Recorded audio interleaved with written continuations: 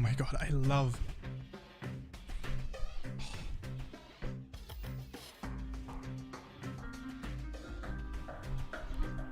Bastion soundtrack.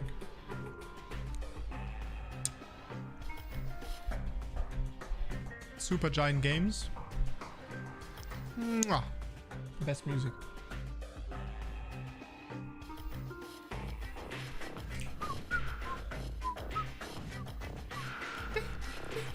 Dude, what a banger. Holy moly. All right, so I have had food and decompressed a little bit. And what are we doing now? We are going to... Well, hold on. So, we will play Elden Ring. But not only that, we will be following, kind of, this guide. However, we are going to try to create this guide from level 1. This is going to be difficult, but I have a plan. So, this is David Landale. If you haven't heard of him, he is a duelist. Quite the lad. And as a duelist, he will obviously not use ashes of spirits. Spirit ashes. I was about to call it ashes of war. Now, what else is he going to use? Maybe stone sword keys? I mean, we are not going to need stone sword keys. We're not going to need golden seeds. We're not going to need a Lands Between rune. We are not going to need any of this. So we'll take a crackpot. Crackpot. Sorry for the street noises, but you know, rappers have been lying to you. Matter of fact, this is what the sound of the street is. Not some 19-year-old mumble rapping. It is what it is. All right. We're going to start as a knight, because first of all, like, or vagabond, but vagabond knight. I feel like that fits the theme. Now, you might be asking, hey Ash, why are you not running the not Prupit, the prisoner? They are, after all, equipped with a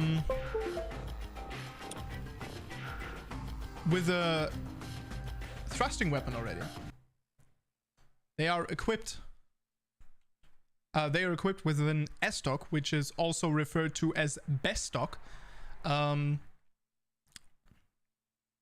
But the problem with them is that the base attributes are not very hot. So let me... The base attributes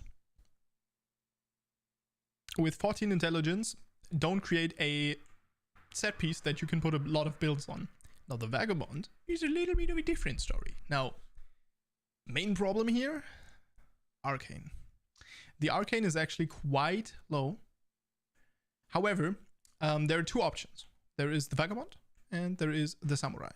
The problem with the Samurai is that the Samurai is rocking 15 dexterity.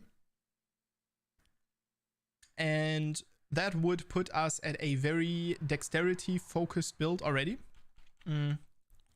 It's not like super min-maxy and super important. However, we talking about the options that we have, right? 10 intelligence, a little bit too high. 7 intelligence and 11 arcane. This just gives us too much arcane for like base builds, right? Because not every build wants arcane. We don't need to talk about the bandit because it's literally the crazier dex version of the hero. We don't need to talk about those. And so we have the samurai as an option and the vagabond, in my opinion, because the confessor has high faith. So we don't want that. And between those two, I figured that the samurai, he does have good endurance, but he has 11 mind, which is one point that isn't optimized, right? And then dexterity, I didn't feel like I was going to need more than 13 dexterity on every weapon. Now, I might be wrong about this, but I figured that with strength 14, dexterity 13, Those are way closer to each other. And also it builds a good base for intelligence faith builds. Now, as an arcane build, we'll have to put a couple more points, and it's the worst optimized for arcane builds. But I already have a arcane build that is based on a hero, so I just want to go with this. Because I don't want to have like 2 hero characters, even though we're going to go arcane. So either samurai or vagabond, and I still can't fully decide. I like the vagabond's armor better. He has a really good halberd, or he has a halberd at all, which is really good. This guy has a short shield though, so he can parry off the get-go, which is pretty cool. And he has a longbow, which would be okay, or would be good, but again, is a little bit too cheesy. You know what? We're going to go through weapons just real quick. We'll go to the... What the fuck did I just create? Elden Ring Fextralife wiki. And we are going to have a look. So, my more favorite weapons for PvP would be Reapers. And that would be specifically this one. So this one would start at 13 dexterity. And for other weapons, we would have Great Spears, are definitely good. Definitely cool. 14, 22, that's heavily dex based. 13. 20, Vike's War Spear, okay. Mogwin, 14. So, let's look at spears. 10, 11, 15, 12, 14, 16. Cross Nakinata 20. It's quite heavy scaling. 10, 14. So there's more 14 and 15. Yeah, there's more 14 and 15 in there. Okay. And then for the last thing would be obviously the weapons that we're about to play. Would be 16, 17, 19, 37. So that's all the heavy thrusting swords. And the light thrusting swords are at 12, 13. So this is why I figured would be fine. But 17 for Roger's Rapier, which we definitely want to use in the build. So decision has been made. It is a samurai. Okay. So we're starting with a samurai with a cracked pot because, well, we don't have imp ashes. I mean, we're not going to use them. We will use them once for a puzzle. The golden seed is just not useful. I guess the stone sword keys are a pretty decent option as well.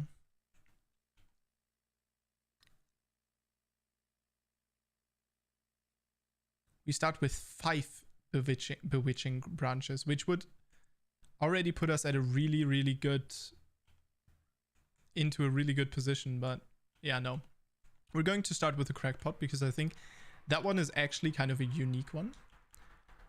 And let's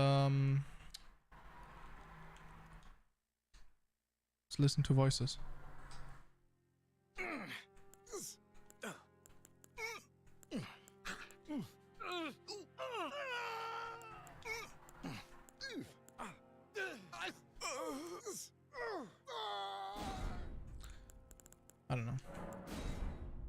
I don't know. No clue. Alright, so we're not going to go through the story. We will, however, fight everything and try to do everything. And when I say everything, I actually mean everything. I will try to like 100% this on a duelist, which is going to be rough.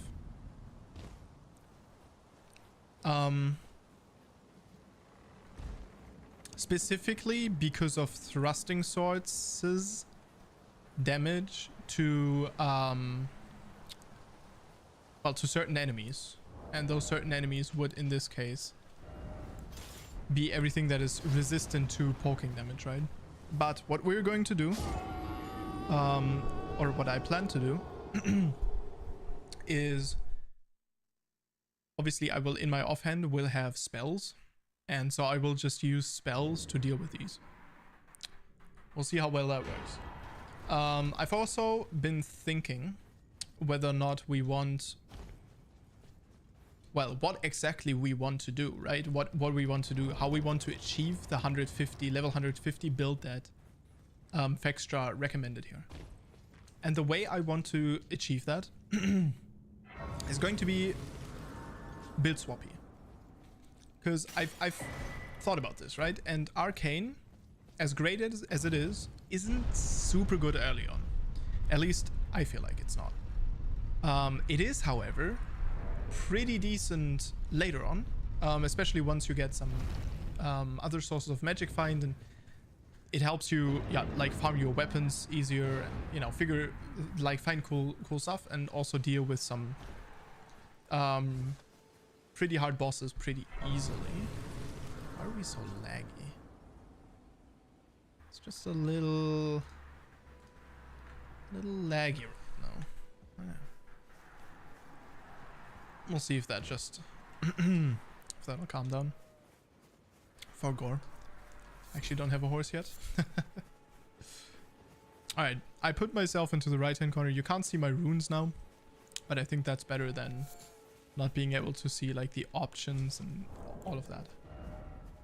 Because I think this is going to be more important. What the hell am I doing? This is the down menu, this is the cross menu. Alright. Don't strengthen armament. Sorry, I ain't got no runes. I got no runes. So, oh, by the way, let me... Well, how am I going to get my first thrusting weapon, you might ask? Well, I will tell you. I am going to grab a couple of runes, and we'll start out with a little bit of a route. And that route is going to lead us through different areas, and we will try to only grab what is needed, as then we can do a more focused kind of exploration of each territory, right? So what we're going to do now is we are just going to try to get started, get ourselves a rapier, and get some other stuff that could help us with that. So a couple of ideas I had was obviously a rapier has, out of normal weapons, it has one of the highest, like not daggers, it has one of the highest critical modifiers, right? Which is also why we're pairing it with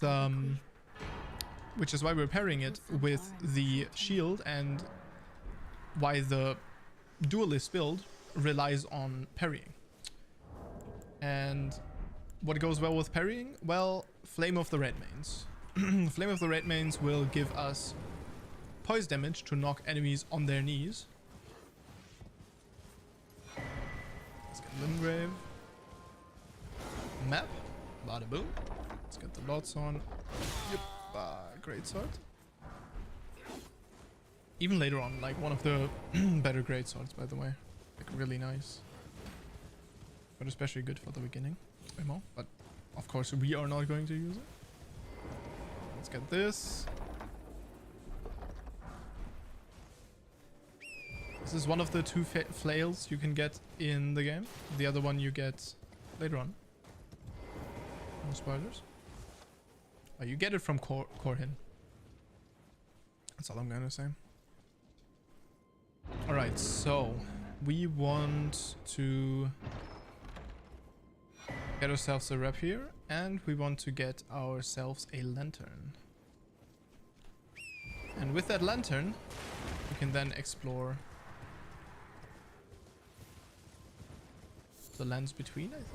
Yeah, the lands between in style. And so that you guys can actually see something.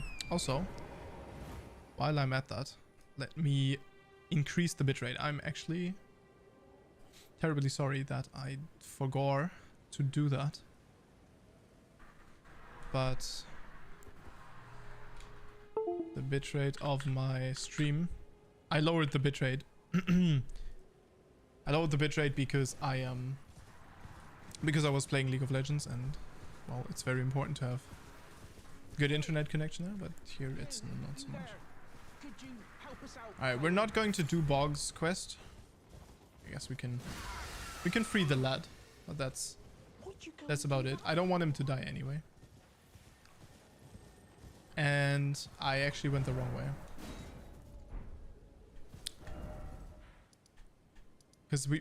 So normally I would go this route, but we want to get the weapon first, so we'll get the weapon first.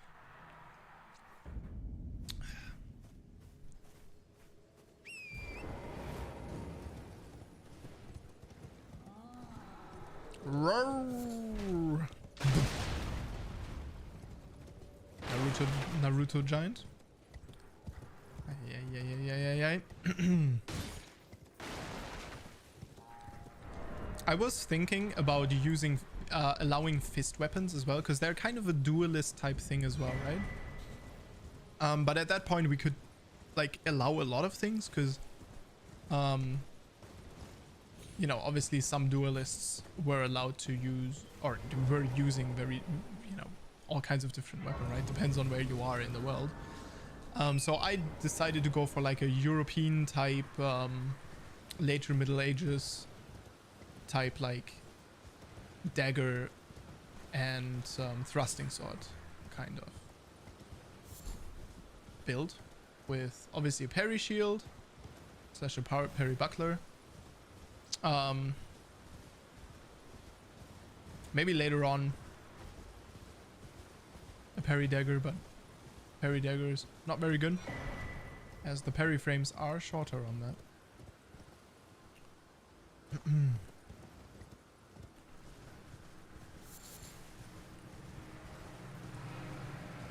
This is the sound of the street. Alright. So if we hop on over here, we will be able to grab ourselves a couple of things. We actually start out a little bit on this side. So as we get up here, we will be able to find some runes. And specifically one rune item here is what we're looking for, and that is this one. +5 golden rune. Pogalicious. And then we can just go down here. And we have like 1 or 2. We should have 2 smithing stones, huh? Hey, come on. Big guy. Wait for the attack. And now we have +5. Puts us at 6 actually. So, moving on a little bit back, we could have gotten this on the way up. It's right on this ledge here. From these tombs. A little bit backwards, you'll see an item there. It's like on a circle of chairs. Well, at least it was that. And we'll get another 3 smithing stones. Which now puts us at 9. Which is very good. We also got the Strength Knot Crystal tier already. Strength Knot Crystal tier is going to be pretty pretty useful, especially early on as we two-hand our weapons, right?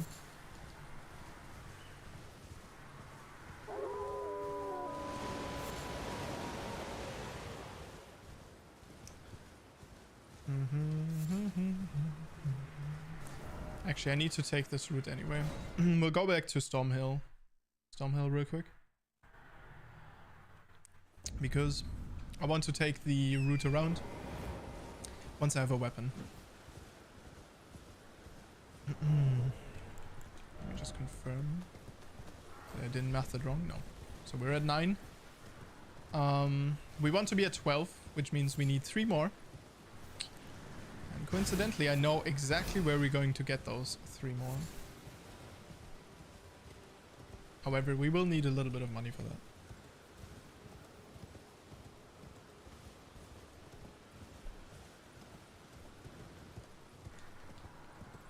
But yeah, I want to go back to the round table hold right now just to get my just to get my weapon. So we will trigger that. We can trigger that. The earliest grace we can trigger that at is the the grace back here. And there is a merchant that we want back here as well, so we might as well go here. This is the way around if you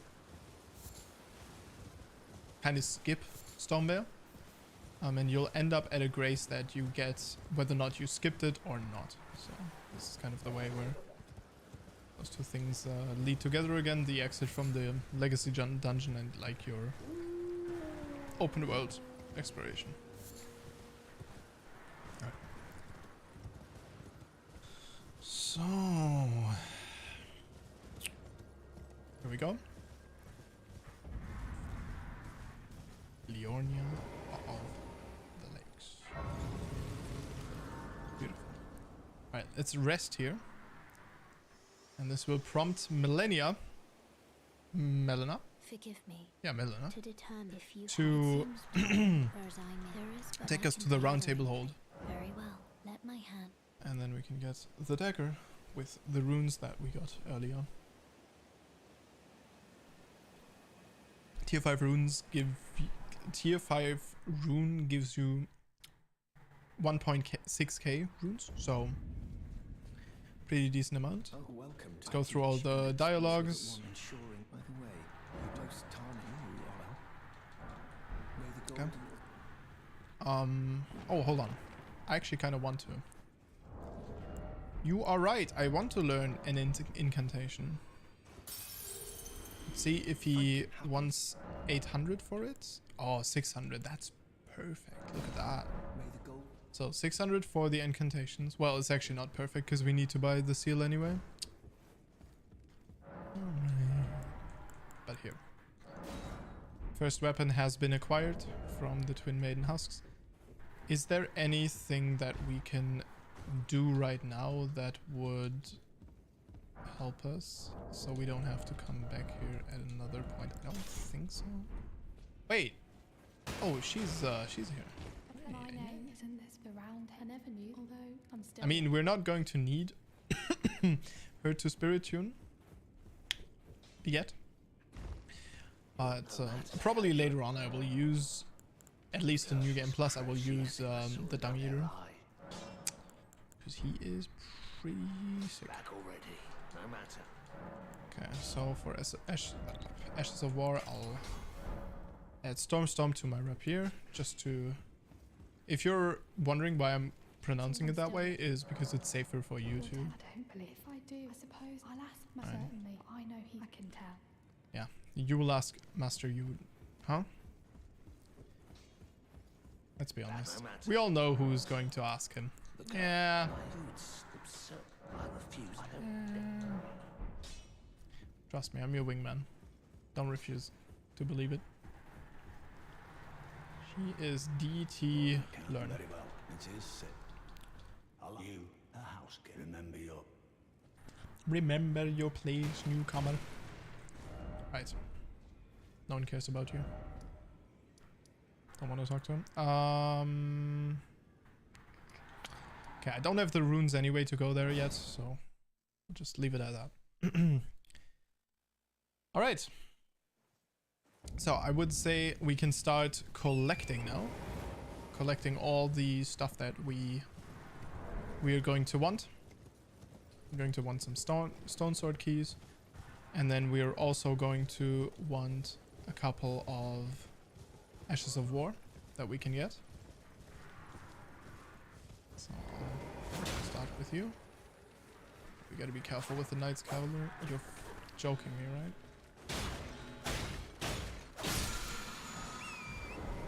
Hi, let's not fight you. No, no, no, no, no, no, no, no. I don't want to fight you right now. No. Stop.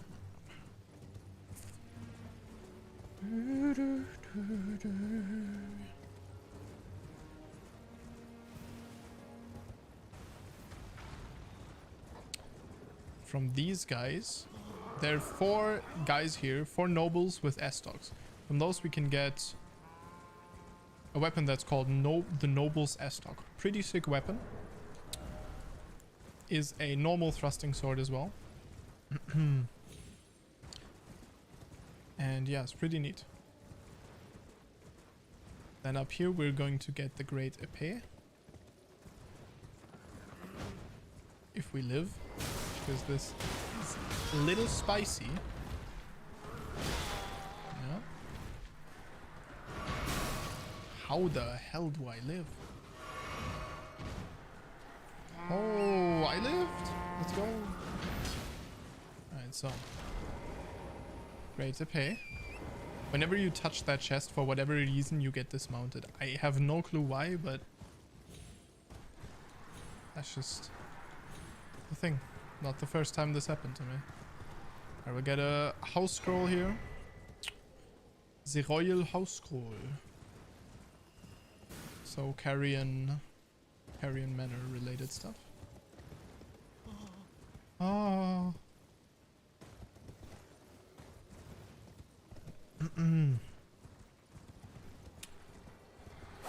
So for this build, I want to use Bloodflame Blade for the beginning.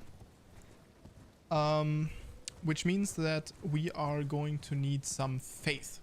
Well, we are going to need 1 point in faith. Hello?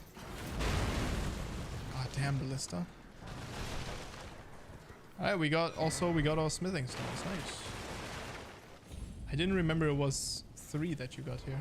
Alright, we could already upgrade our rapier to level 3. Yeah. Which is pretty neat.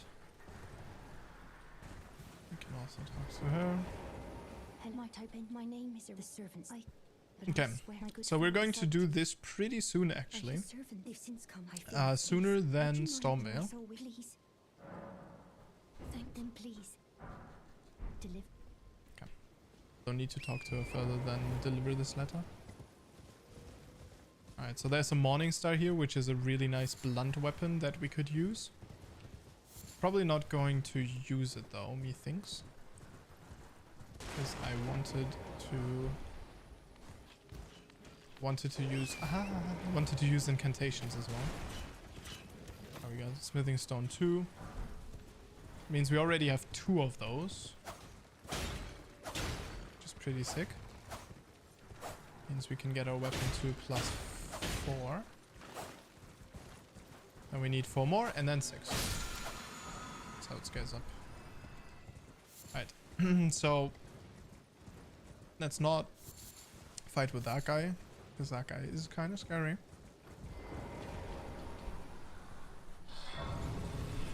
But what we will do, also probably something we don't need to do yet, but kind of want to, yeah, actually, you know what, we'll not do it, just so we can do everything in 1 episode here, or in 2 episodes probably. It's probably going to be more than 1. So this guy has a pretty cool talisman, previously known as rings, that gives us a little bit of HP. But I already know which talisman I want, so I'm gonna set this one. And we already have like the first 2 talismans that we know, and then the next one after that is probably going to be the Cerulean dagger, so that would make 3, and then the 4th one is quite far away. Like progression wise. Oh, we don't want to fight. We don't want to fight that guy. No, don't fight Deathbird. No.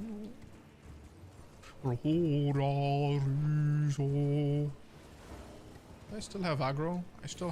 Dude, these freaking golem archers, right? They keep aggro onto you for like too much time. Probably still aggroed. Or just reset him. Oh, actually, let us upgrade my flask real quick.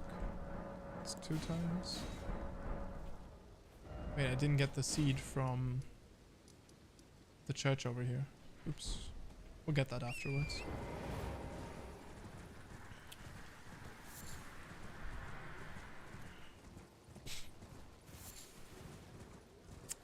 Alright, Alright, so in theory we could... In theory we could use a crystal tier in our mixed physic to give us the faith that we need to be able to cast the spell that we want to cast, right? The Blood Flame Blade spell. However, there's a little bit of a problem with that.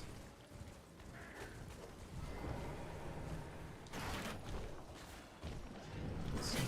Do we have any scary enemies here? I don't remember anymore. Okay, it doesn't seem like it like right now. However, that would that could become a problem, right, in boss fights, so I don't necessarily want to do that. Why did my man not backstab? Alright, hand ballista. I actually thought this was a different weapon. I thought this was a pulley bow, which is pretty useful, but the hand ballista is also probably the best ballista. That is obviously not the cannon. So pretty decent. But also not that crazy strong. Okay. So...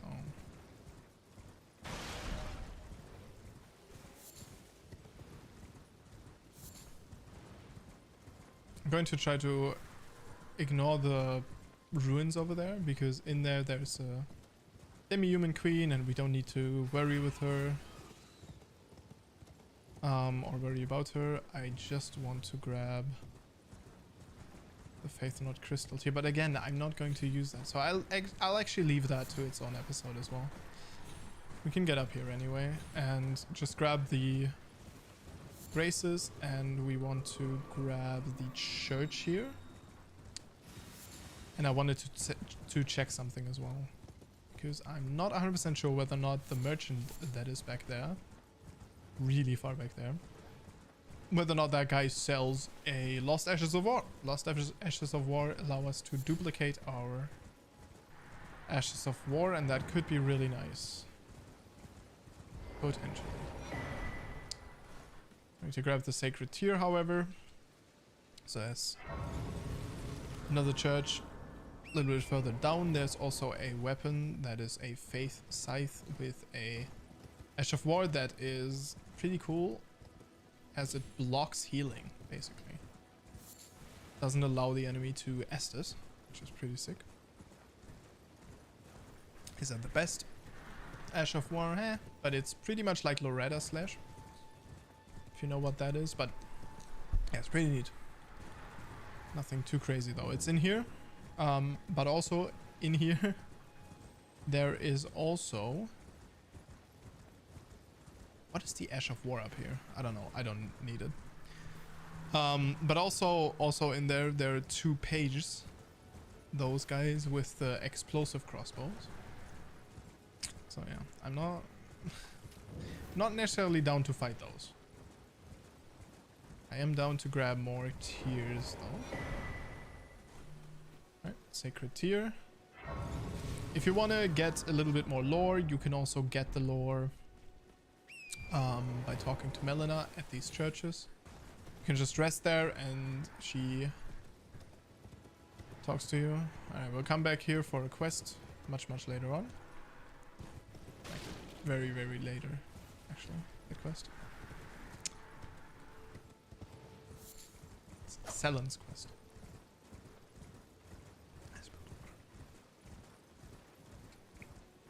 I freaking did it. I spilled water on myself. Yeah, the beginning is going to be like 2 hours of just running around. So I wanted to see. Yeah, he sells Lost Ashes of War, so that's really good. We will keep that in our back pocket for later on. Okay, let's go back to the Warmaster Shock. Okay, so now we are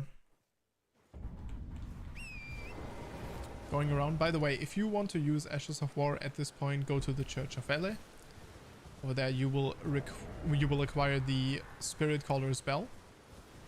And starting out with the Imp Ashes is also pretty sick, because they are incredibly strong.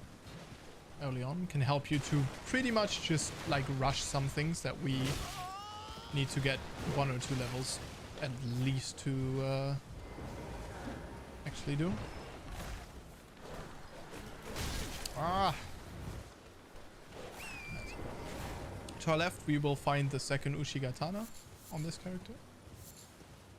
And every other character, it's your first. Right here, Death-Touched Catacombs will allow you to do exactly that. But it'll also give us a talisman that we were actually kind of after. But I'm not going to get that yet. Nor the Ushigatana. Because I have better things to do. At the moment. So.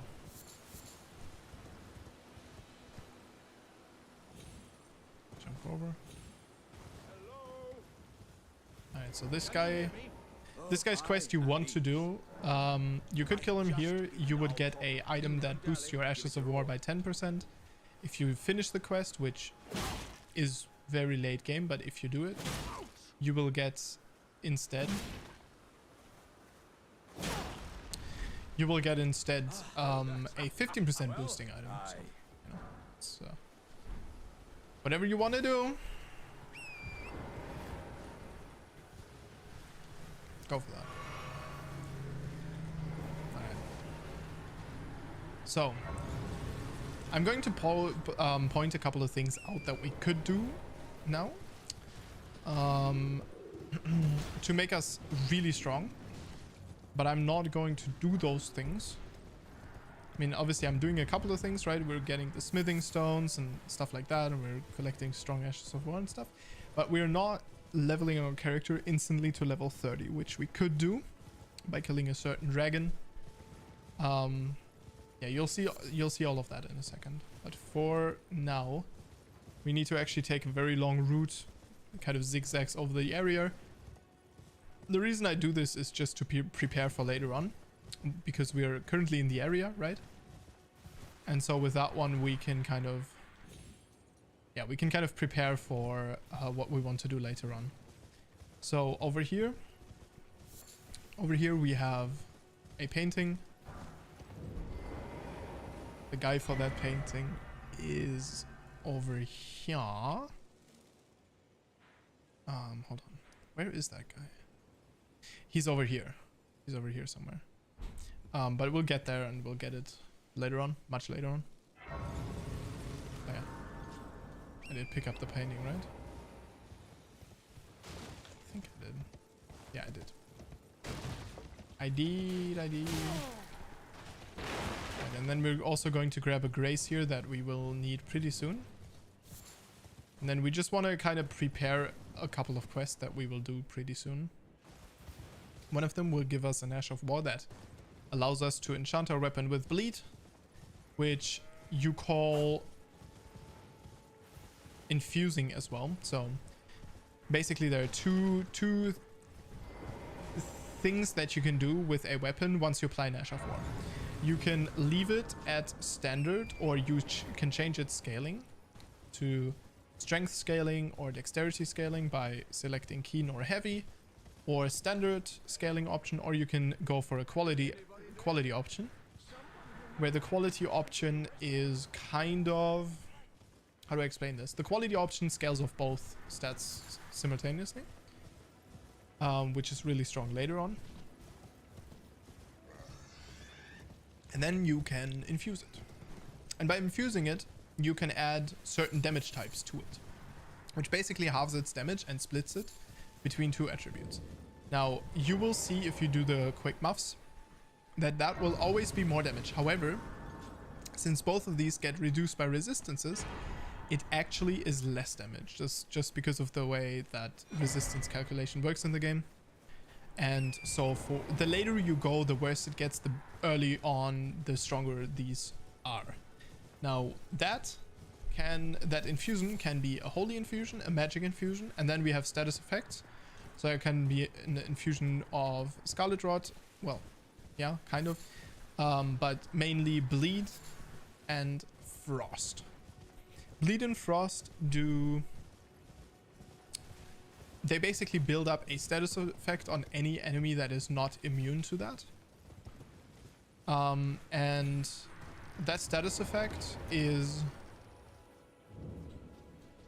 going to pop eventually and has different effects. So for bleed, it just pops, does damage, and then you stack it up again. For frostbite, it pops and then it does instant damage, and then it increases the damage an enemy takes for a time, slows down their movement speed slightly, and stuff like that. Their action speed as well. So that is also what we're going to use early on. Is later on we will use a frostbite, and we will use a frostbite and a fire ash of war, and then we will switch between both of those. And yeah, you will see, but basically fire is able to reset frostbite, so it will remove the bonus damage that an enemy takes, which sounds counterintuitive. However, it will allow you to basically create a pseudo bleed with the frostbite, because the frostbite then can be built up again and will proc again for the higher damage than the bleed. So frostbite, because it can only proc every like couple of seconds, every what like 20-30 seconds, usually has a much higher damage per pop, because you can only proc it so often, right? Where bleed, you can proc that constantly. With that build, you can proc it multiple times, because you proc it and then you can kind of reset it and then you proc it again, which is pretty sick, pretty cute build, and something that I figured we could kind of show off before we go into the arcane build and before we go into the Crimson Duelist build that Fextralife did, because we're going to switch to that about level 120-ish. And so yeah. Alright, as we are now in this Siofra River well. Again, we just come here for one thing that we're going to need. Kind of just run through here. And all I want to do is I want to grab the Grace over here. And we're going to grab a map so you can kind of see what we're doing. But generally just look at the compass and follow where we go. I'll try to point it out as well a little bit, because I know this can be a lot and can be very fast.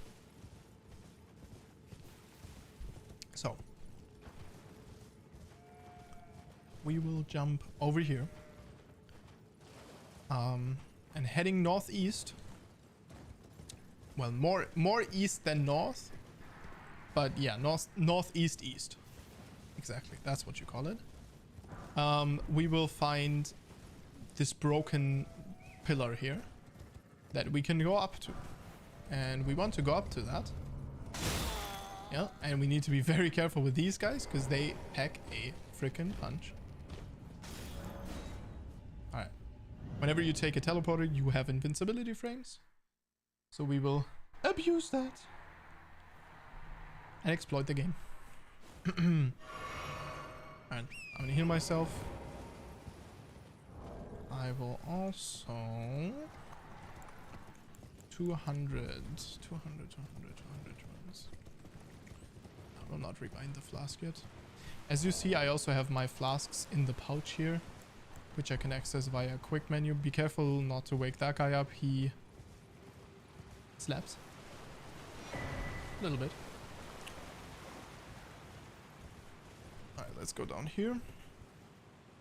So this is now to the east, where we picked up the star seal that was right under the waterfall. I was about to call that a fucking fountain, dude.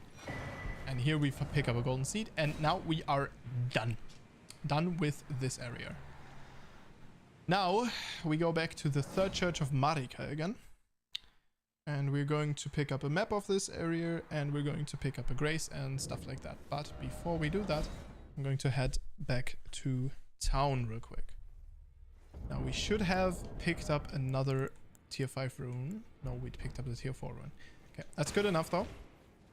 I'm going to show you something really cool. If you go to the smith, for example, I took you from you can sell to him runes, and they will give you what a rune would pop would give you, but this is obviously much faster. So we're going to pop 2 of those, and we're going to strengthen the rapier. That is now +4. Okay.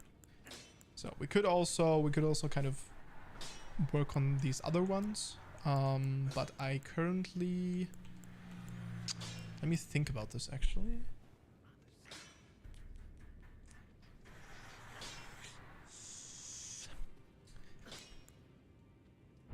Yeah, I don't really care. Don't need to do it right I now. spoke with the girl.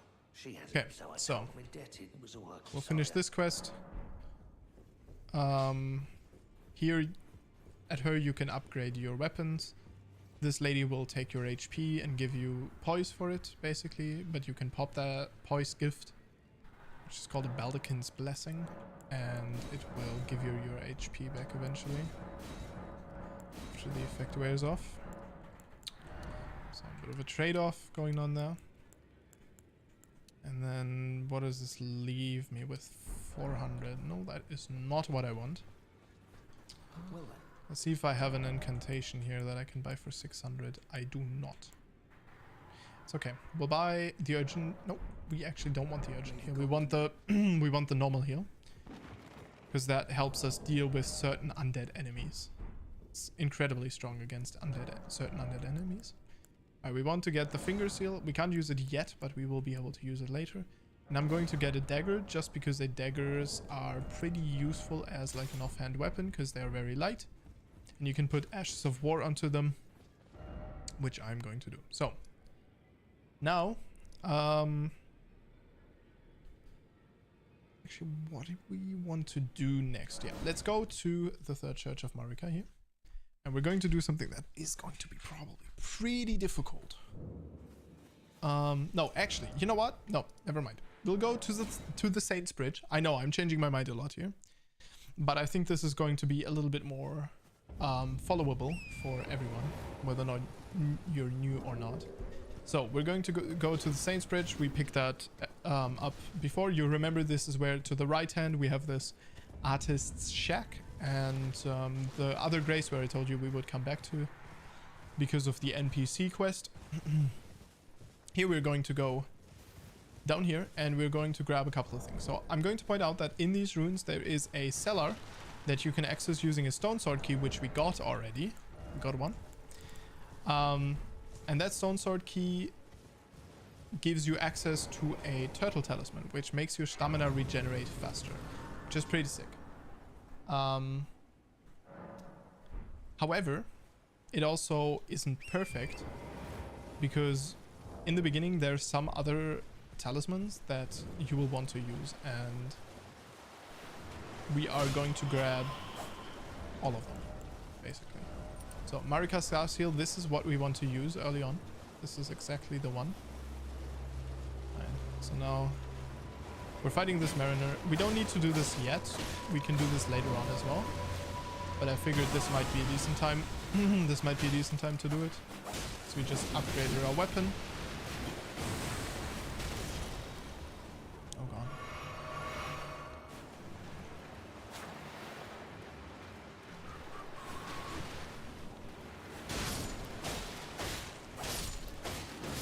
My man, I'm gonna need you to take care of some of your summons. This is a little bit much right now.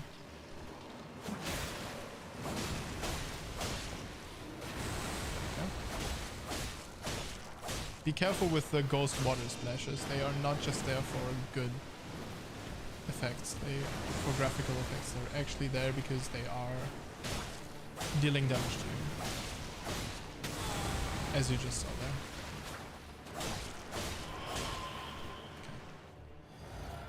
Okay. I totally forgot that I put literally nothing in there. He is going to be a little bit easier if you're not running a rapier or if you're taking him on later on, but I mean, the strategy is pretty simple when facing him. Don't interrupt him while he does this, because he's going to clear out the summons, and you can use this time get rid of some of them, leaving him more vulnerable. You can also talk about fighting a little bit.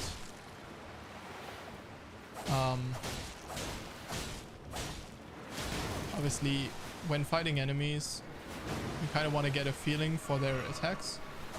In this game especially, enemies delay their attacks a lot, so they wind it up and then they hold it for a bit and then they attack, to make you basically roll without the attack coming. One really good practice if you don't know the patterns of a boss is to always attack after they did an attack, and then also to make sure that you always have stamina left. So stamina is your green bar, and that you just always have a tiny bit of stamina left so you can roll. Alright, so we killed his ass. These skeletal militiamen, they can be pretty useful actually. If you're into that type of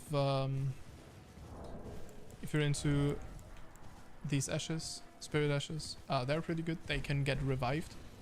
They will revive like the guys that he spawned.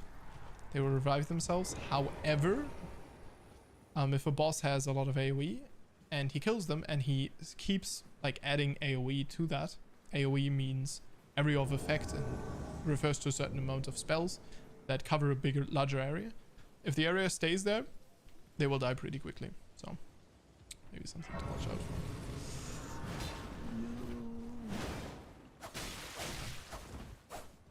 So versus normal human enemies, aka tarnished people, or recusants like her, which is still the same. It's just tarnished that attack others. The thrusting swords are much better than versus good roll catch. Than versus normal enemies.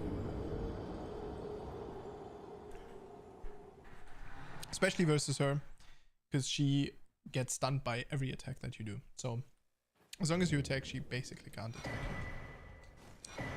Going to kill her anyway. She gives us nothing really that valuable, but still something that I want. So we'll just wait. Okay. So if you see that symbol up in the left-hand corner with a cross through grace, that means that you're either being invaded or you're inside of a catacomb. I think you should be able to tell those two apart. Or you took a transporter trap. That's also possible. So there are going to be these traps / trap chests that will teleport you. What the hell am I doing?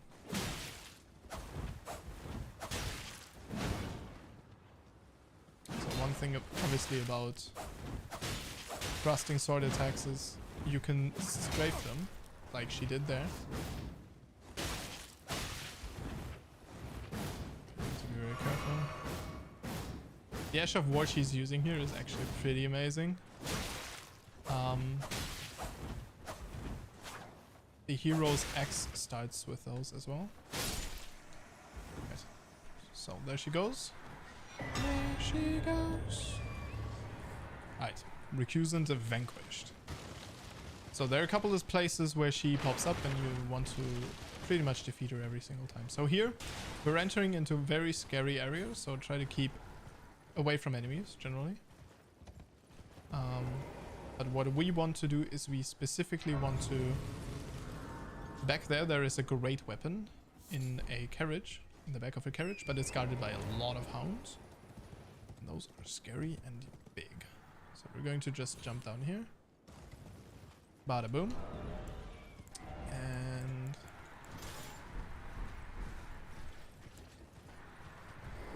there's a scarab here that I actually want to take down.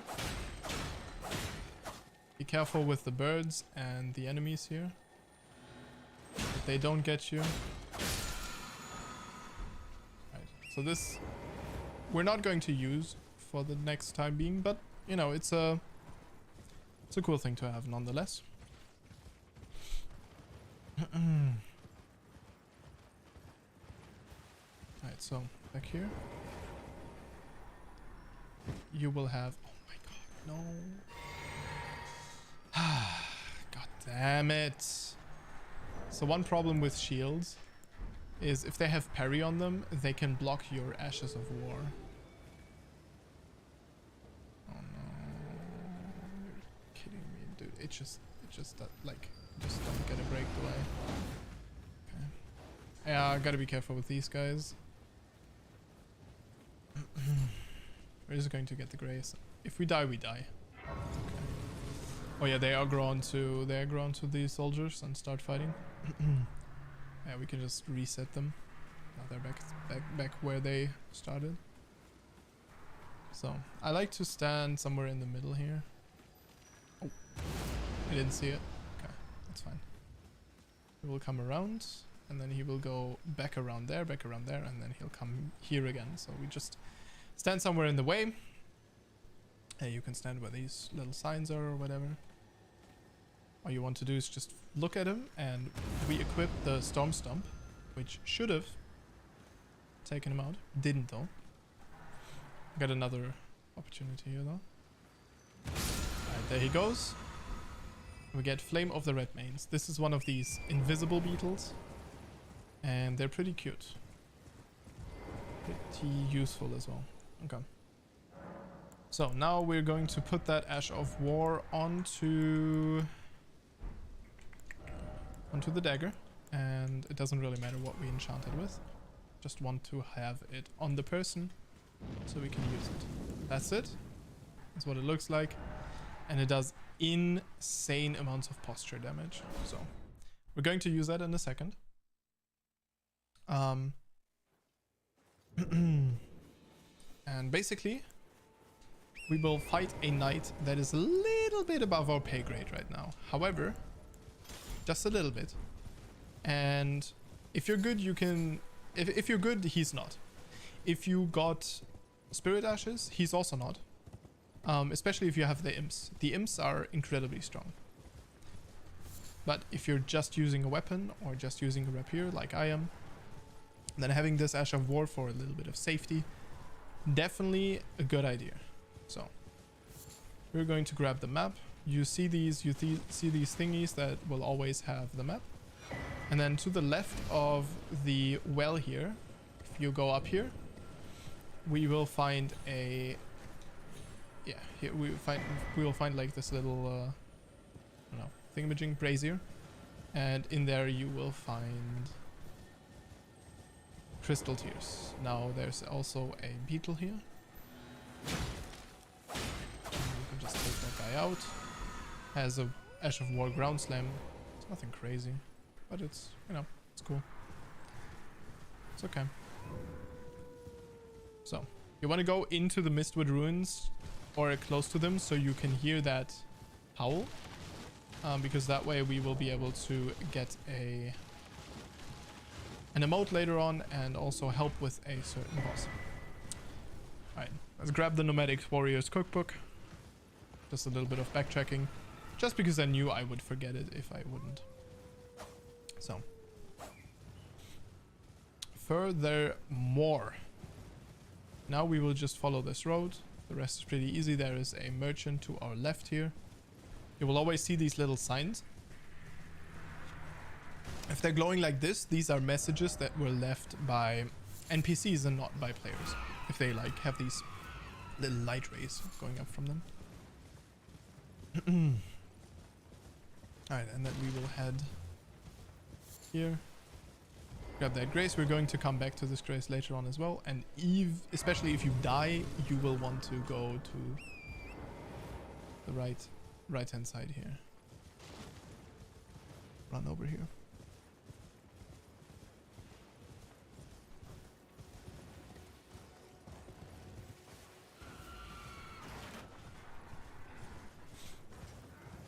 And I'm gonna grab this. Sirens in the distance. I'll mute myself.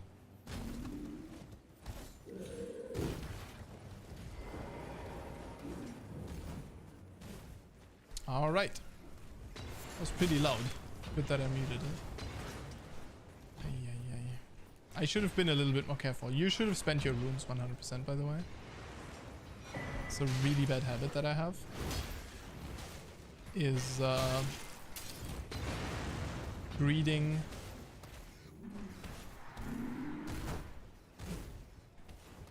out. Ay, ay, ay.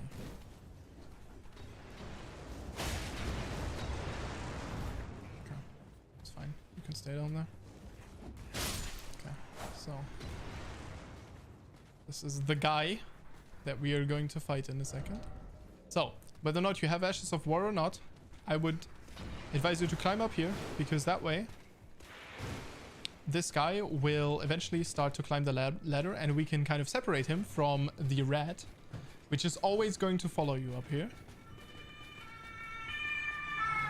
So you want to kind of stay above him, but not go too far, else he'll climb back down again. So. Alright. Then I'll show you the strength of this Ash of War is it'll knock him down, break his stance, and we can optimally we can critically strike him. And it also makes him shake off the flames. So the only problem with this obviously up here is it can be a little bit tight to fight him.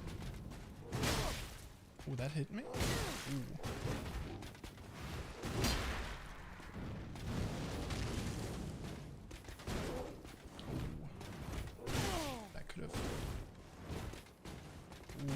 This could have backfired very, very quickly.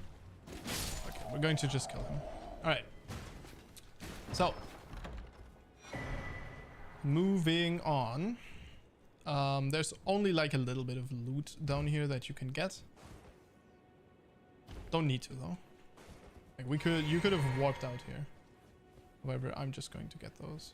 Just real quick. This.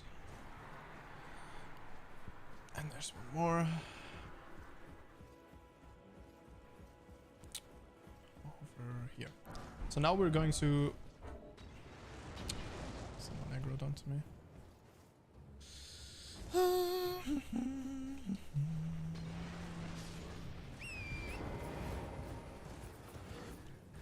Sure. On to the Grace we go.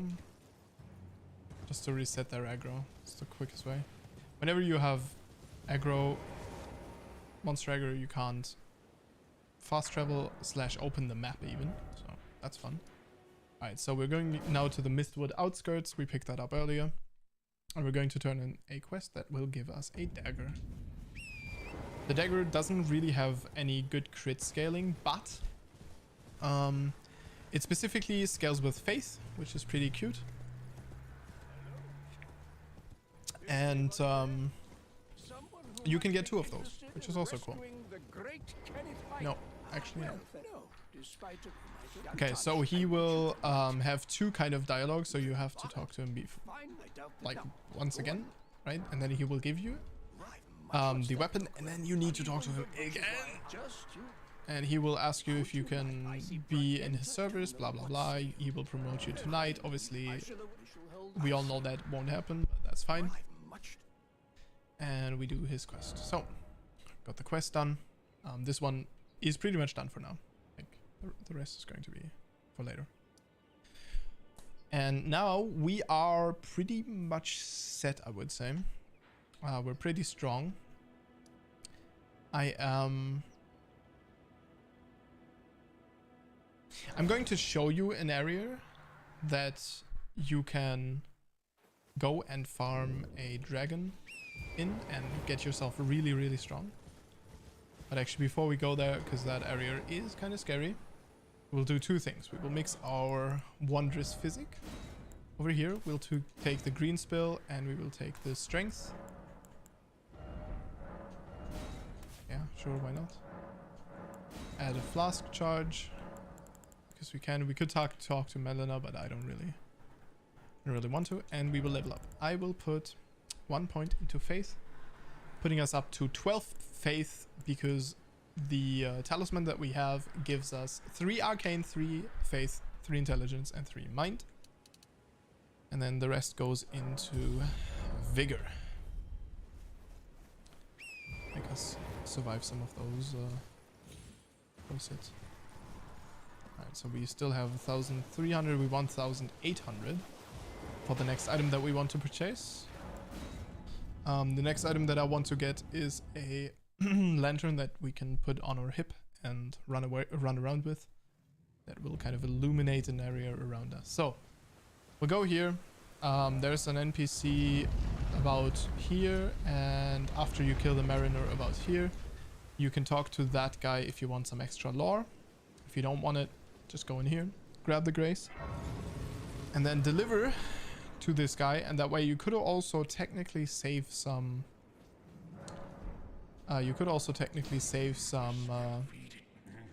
some runes, 600. He will give you a seal. Of the seals, that is the stuff that you use to cast spells. And this one specifically scales with strength, but scales with faith very poorly. So if you're going for a strength build and you know you will have high strength, then it might be worth it. But generally it's more of a seal that you get if you don't go for damaging incantations, but more for stuff that is like utility, right? And we want to kind of go both. So we want a lot of utility and then some damaging spells, just to be able to deal with the inherent weaknesses of this build. Which this build struggles with certain catacombs and enemies in there that are immune to your stabby stab. Okay, so you will want to follow this and stay to either the right or the left hand side of this dragon. And just right underneath his wings. I know he's scary, but most likely you will survive. If not, respawn at the grace, grab your runes. The second time you will survive 100%. But just right through here and go towards this tree back there. That is a minor earth tree, and we're going to pass by it. But be careful, it is guarded by a pretty strong monster. An earth tree guardian, and he can clap your cheeks very easily. So I'll just skedoodle. And so by jumping up here, we will arrive at Fort Faroth. And Fort Faroth will allow us to get a couple of things. One of them is Radagon's Scar Seal.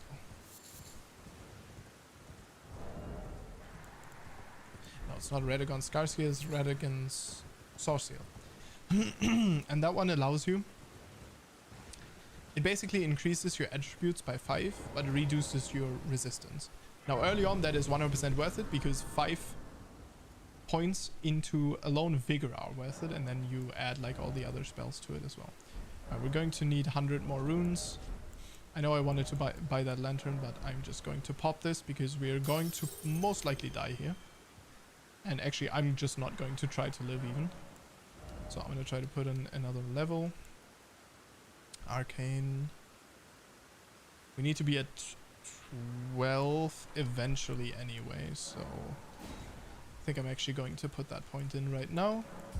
Don't need to do this though. You can, you know, put another point into health, and we pretty much want to try to reach 30 to 40 health right from the get-go. Now it'll be a little bit hard to see in here, but basically you just like follow this area until you find the stairs, and you want to be quick with it because these guys are all chasing you, so you want to get up the ladder quickly. But they can fly, but they can't climb ladders, so they don't get up here. Makes sense, it's very logical.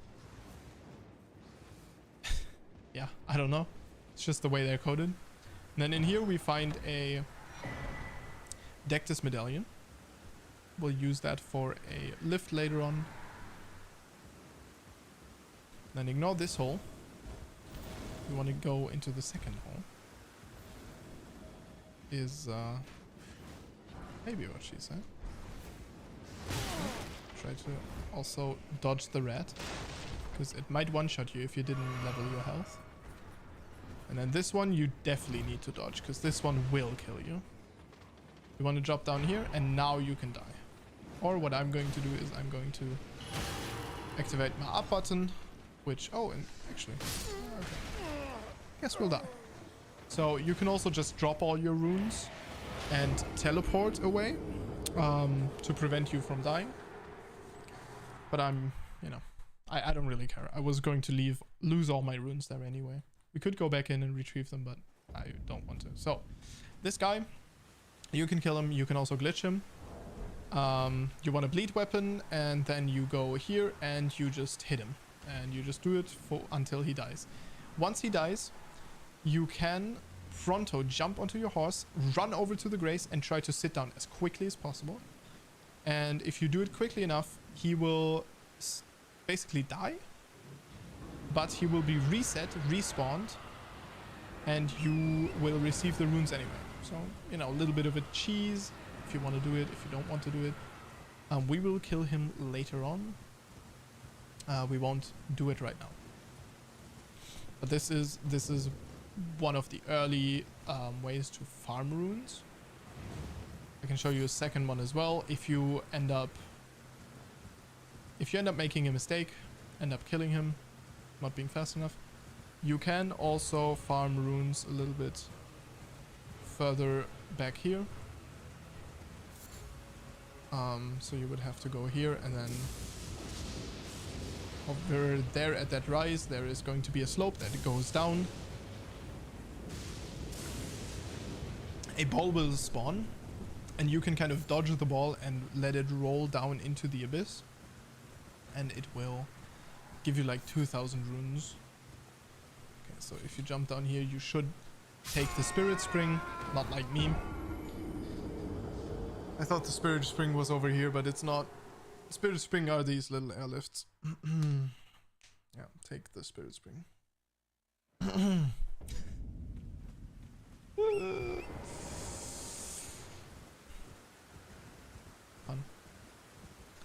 Very fun.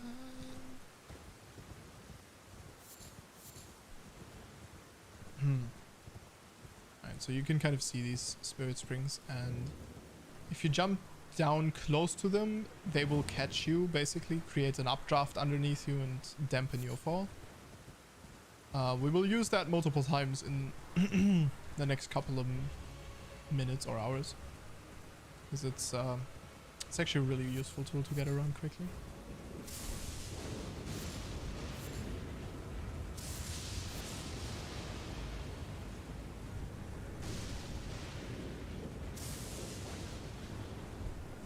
Come. Also, there are runes here. You can pick them up. These are actually quite valuable runes. +3, I think there's a +8 somewhere. Yep, and the +6. And Sissa. Right. Oh yeah, I lost all my runes at 4th growth anyway. So first of all, what we're going to do is we'll just do this real quick. We'll just jump up here using the airlift, and then you can go into this tower. Now, no, I didn't just.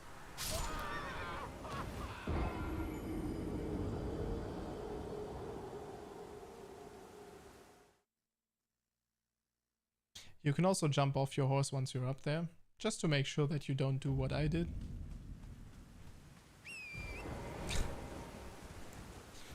But yeah, basically I want to get the I want to get up to the top there and grab a memory stone that's in there. Because nowadays you actually upgrade the amount of spells that you can remember by getting these talismans, which are called memory slots. Not to be confused with actual talismans, but they're like kind of... Yeah, they're called memory stones. They're kind of necklaces or something. At least they look like that.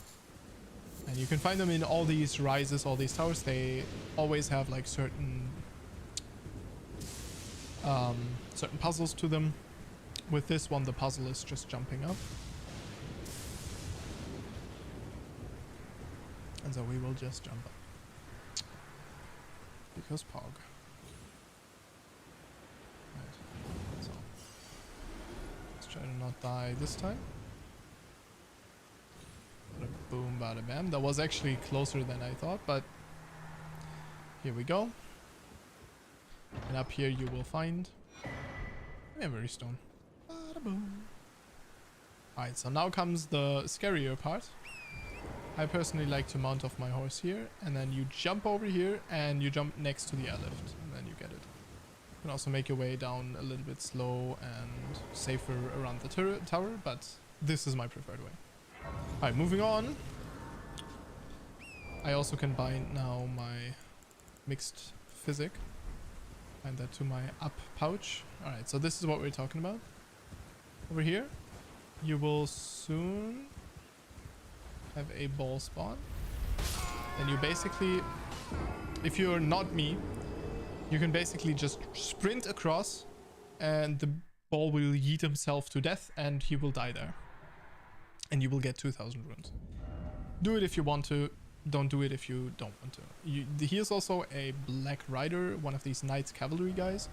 And technically you can glitch him by jumping onto the ledge right there where you see this like little crack in the wall. Jumping down on it, and he will try to charge at you and jump and just yeet himself off the bridge. Also a thing you can do. So by that point you would be like about level 40 already, so you know, quite a ways off from where we are. However, we don't need that because we skilled this perk, right? So let me think.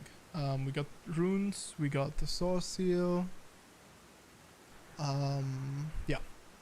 I kind of want to go back to the lake facing cliffs here. So we're going to grab a couple of things now. We're going to grab the incantation that I was talking about previously that is going to buff the blade that we are using. It's called Blood Flame Blade. And it works very cool. It adds a fire blood flame type deal. So actually like does fire damage but also builds up bleed. And the bleed it builds up kind of is like a burning bleed. So it doesn't build up bleed instantly. It builds up bleed like it trickles down and then builds it up. So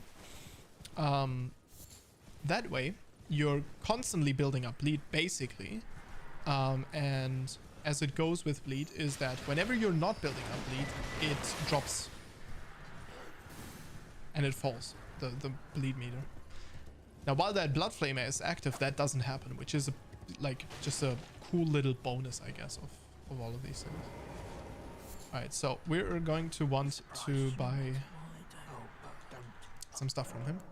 I will sell to him this rune, and then we will sell also these. Oh, it's 0.8. Ta-da-dum. Right. So there's also an S-Stock which we want later on, and this, but we want that later on. We don't want that yet. There's also a map that we can grab. This one's a little bit freaking annoying to get, but using the incantation that we picked up earlier, it's a little bit easier because the incantation is just broken as hell, to be honest. Right. While you're backstabbing someone or something, you get invincibility frames. That's what we used there. Running heavy to stun. Running light to follow up, and we can finally get our map. God damn it! You could also like just lure them away and stuff, but you know, that way we get 200 runes. Why not? Right? Why not? Right. Don't need to hit that guy. We don't care about him. We're going to grab the grace here real quick. So we might want to come back. Spoiler: we do want to come back. So grab the craft, the cookbook, because cookbooks, I just always grab them. Like, what could go wrong? We're actually not going to grab any loot from here. I'm just going to grab the loot that I'm used to grabbing early on, because I know that I won't come back to it. But yeah, so there is a girl here that wants your attention. Yeah, we're not going to do that quest yet. What we're going to do instead, we are going to grab the grace over here, because that grace will get us to this quest a little bit quicker. You know, just shortcuts while we're in the area. But where we want to go is a church. And it is the Church of Blood Loss. Church of Bleed Build. Basic. And it's actually pretty useful, because back there you will also unlock the ultimate rune farm later on. So if you're into that type of stuff, I would personally say you actually don't need to rune farm as long as you explore the game. Like, as long as you actually explore the game, you don't need to. Yeah. This guy back there, this guy's a little sussy baka. So, kill him if you want to find out. He has a useful item, but, you know, be careful. Yeah, he's a bit of a sussy boy. One could even call him an imposter.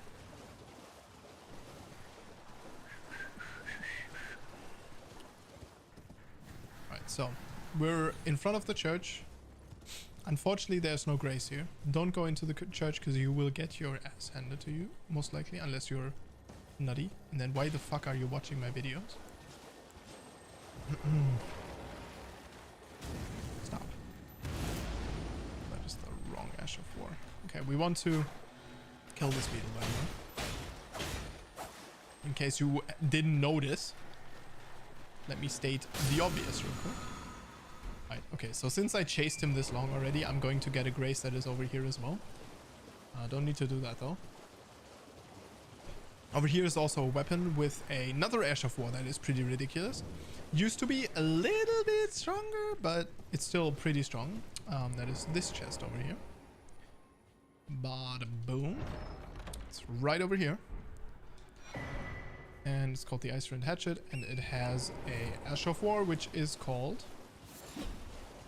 Hoarfrost Stomp. Good. Should be a grace somewhere here.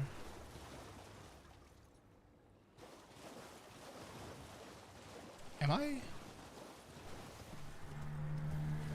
Aha! Over there. We'll get it because we want to fast travel back to here as well. Like, there is the dragon and the item as well that will get you into the Raya Lucaria. Alright. We got Bloodflame Blade.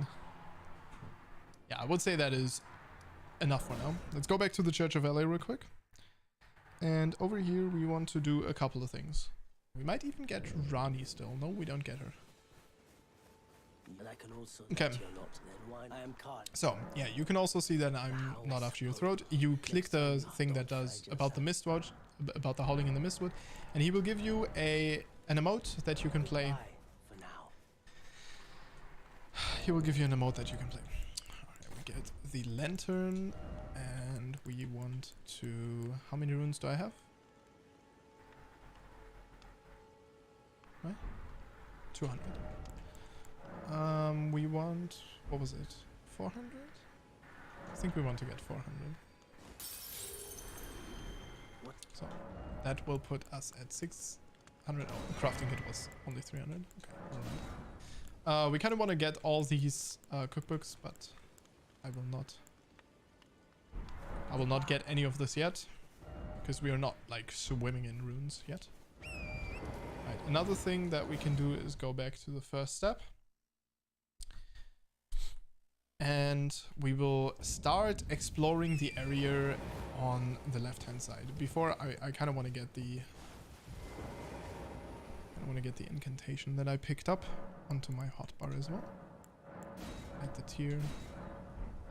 Well, although it's like overkill at this point. Ashes of War are fine. Memorize spell. Alright, so now we have a little bit of a flamey type build right now. Be careful. Rain reduces damage of fire. and increases the resistance to fire. So maybe something to keep in mind. We're going to jump off here, and we can reach this spirit spring. And we can jump over here, and we will find a gold pickle foot. Now you can go back up there again if you don't want to go further, but I'm going to kind of go through a couple of things here and show you some things. We are also about to get one of the most amazing Ashes of War, in my opinion. Unfortunately, you can't use it on thrusting swords, so that is that's tough luck, but still. So this guy sells you these boluses. Could be a decent idea to get these. The rest of them you won't really need. The poison and bleed can be useful though. Broadsword, nothing crazy. I don't know. Yeah. All nothing crazy. Actually, I'm going to grab some of the ruins. I'm going to grab this cookbook he has. I'm going to grab this cookbook just because I know I will forget it if I don't. And then I guess we can grab the small shield, and I know that I can use these, so I'll buy some smithing stones as well. Okay, we got ourselves a little bit cooler looking shield. A little bit techier, and works much better with a duelist type build. Now it's still a little unimmersive right now. Oh yeah. So there's the cave right here.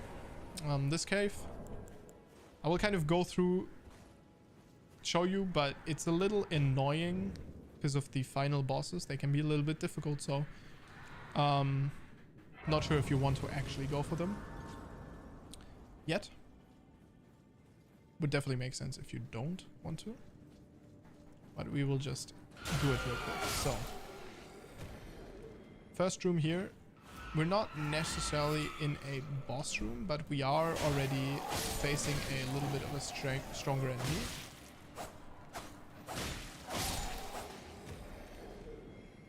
That's so cute. He created a summoning sign there. Fine.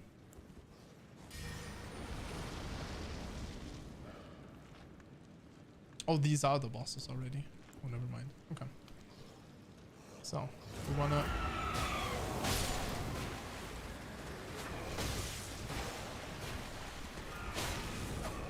So these bosses, by the way, Ashes of War, are going to be ridiculously good for you.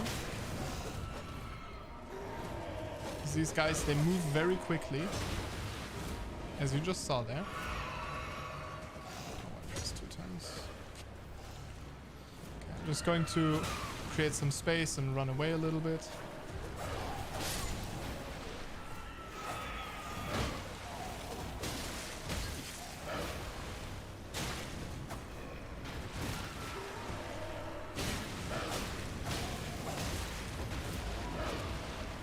So you can make it, by the way, to where you only aggro one of them.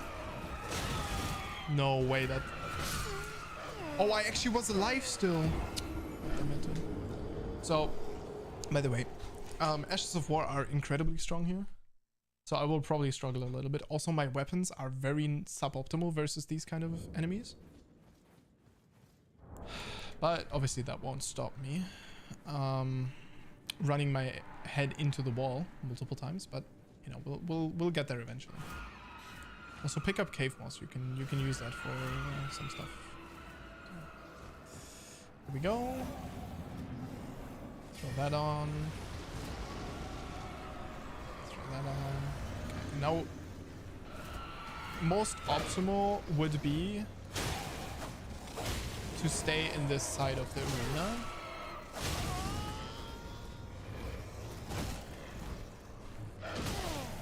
Camera.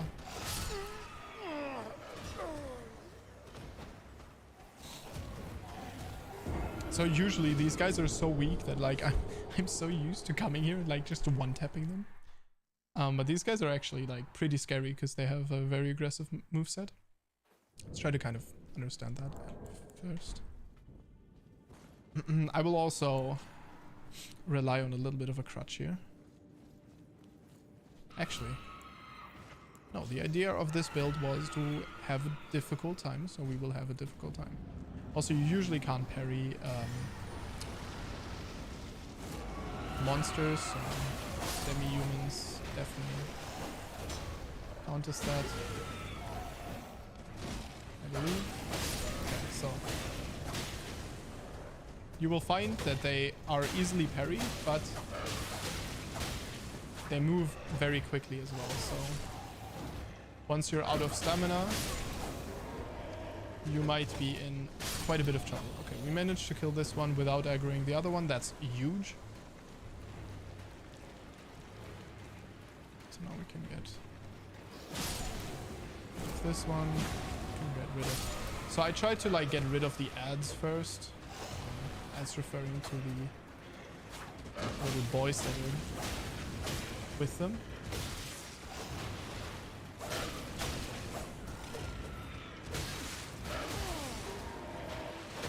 So whenever he does this one, that one's easily dodgeable. Okay, we're going to... Yep, we're going to use the one of the red mains just because I want to show you what is so strong about it. You can pretty easily like force enemies into a knockdown state because it does so much poise damage, and then you can just stab them. And obviously the rapier does extra stabby stab damage. So it's better, the rapier is better than any dagger for staggering, for critting. However, it's not better than the Misericord. Misericord is a specific dagger that you will find in Stormvale Castle, and that one has 140 multiplier instead of 130, so still does barely more damage, but obviously rapier does much more versatile job, as it's actually a weapon that you can use. Try to fight anything with a dagger. Good luck. Unless it's like double daggers with stat infusement, but even then, like, the range is super low. So yeah, I like it. Right. So this place will give you your first access to dragon incantations. You need to be faith 15 faith and 12 arcane. So dragon fire, and there's dragon claw and dragon maw, but you can get more of them much easier and without this ridiculous boss fight, which I believe is kind of useless, over here. So there's a Cathedral of Dragon Communion there, and you can just go there and grab the same stuff and better stuff than this right here. So this is kind of a waste of time, in my humble opinion. I would not do this cave if I were you, because the boss fight is kind of annoying, and the sewing needle and cloth or something, the sewing tools that you get there, you will get much better ones again, like for free, without having to fight anything for it. So it's we did it for completion's sake, but it's not, you know, it's nothing crazy. All right, back there we're going to get another Ash of War. That turtle is just a turtle. It's just people write likely dog there because they think that's funny. So, yeah. Alan Ring humor. Alright, we're just going to chill here. Just wait for this little beetle to come back. Boom. Ash of War, Stamp, and Sweep. That one is a pretty sick one. That guy back there is not a merchant. That is just a bait. He is just a catfish. Catfishing enemy that pretends he is a... well, I mean, he just sits at a fire. So, yeah. If you want to run on over there and clap him, go for it, but not much going on with him. Yeah, that was the Ash of War, and this was like a little bit the beach. You can also access the beach this way. And coming up from the beach over here, we have catacombs. So this is, by the way, the church of LA that we were at just a second ago. By riding over here, we will find the catacombs.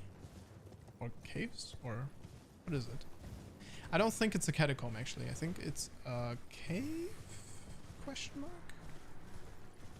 I'm actually not too sure. Right.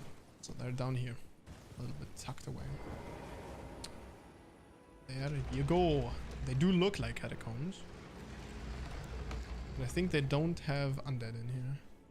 If I remember correctly. If I do, we will have to use Catch Flame. Catch Flame is one of the strongest incantations, also later on. It's definitely the most money efficient. Oh, we have these little shites. Okay.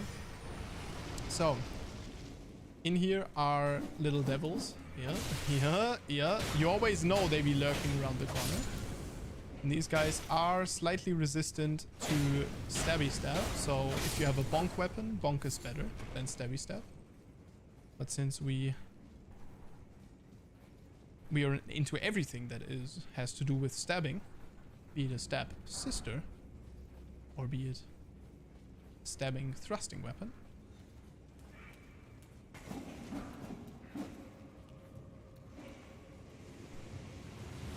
Yeah.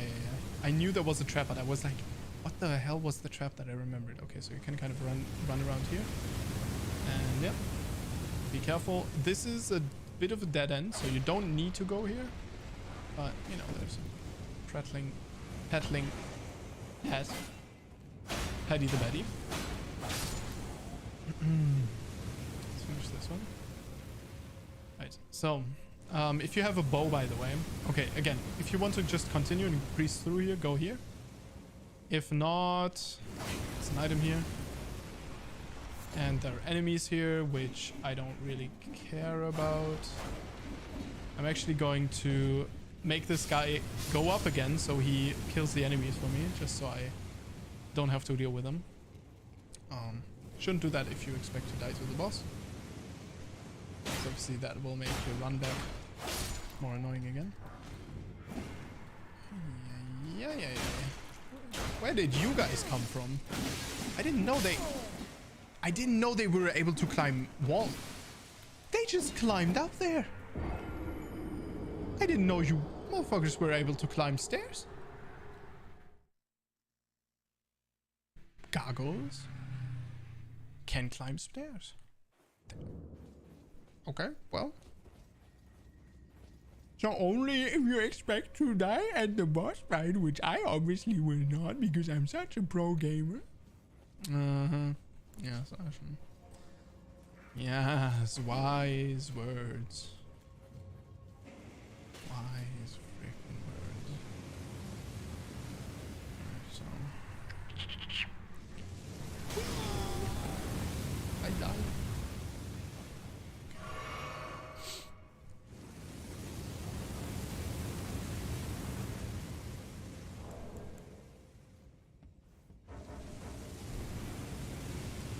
See that little mischief? Just wanted to start sprinting. So that little mischievous little devil back there, that guy will attack us in a while too.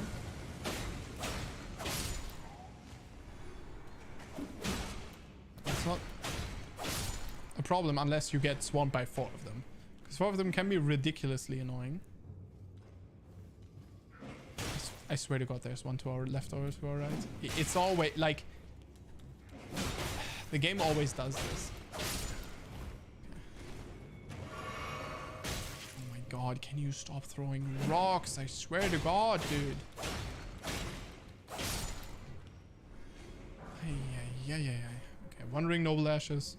Don't use these ashes. They're not very good. Alright, and then we drop down on the right hand side over here. Boop this guy off apparently. And this will open up the way straight to the boss.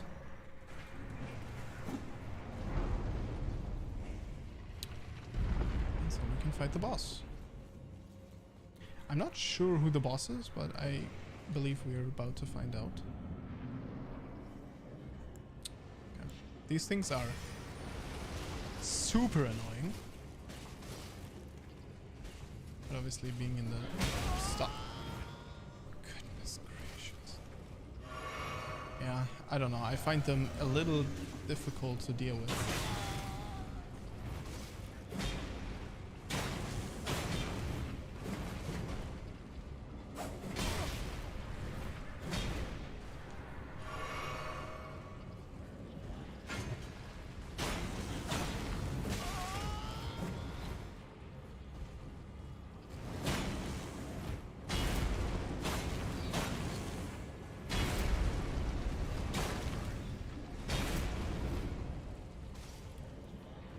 As you can see, I personally struggle with these quite a bit.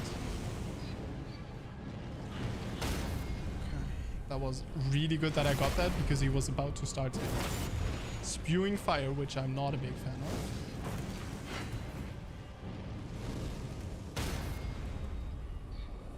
Flame of the Red Mains. Being ridiculous once again. I hate this guy so much. And all this for noble sorcerer ashes, which are absolutely ridiculously useless. So again, one of these caves where it's like, yeah, if you want to go here, I mean, you'll get a prattling patty, which are like pretty cute, but like besides that, I don't know. Unless you go completionist onto the game. Yep, that's a prattling patty. Gives you the ability to kind of speak. Alright, I'm gonna go back to the first step now. As now we will take down a dragon. Which is pretty hype.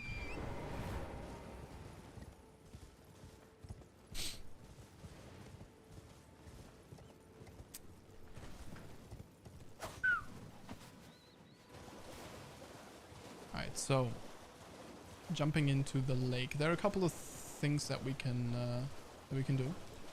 There's a teleporter trap that will teleport us to a pretty difficult region. If you're teleported by a teleporter trap, basically you have to teleport rest at a grace, or else you can't fast travel. So find a grace, rest at it. Then there's a weapon which I will show you. And we will grab in a second. We'll probably take the teleporter trap too, maybe. But I'm not 100% sure. Yeah. So fighting dragons, a little note on fighting dragons. Fighting dragons is pretty easy once you get a hang of their moveset. It'll take some time, but learning it is worth it because all the dragons have a similar moveset. Generally, the rule is even simpler. The rule is if he goes up into the air, just run. And literally just run. Like, don't lock onto him. Locking onto him is actually a little bit off. Might have just died.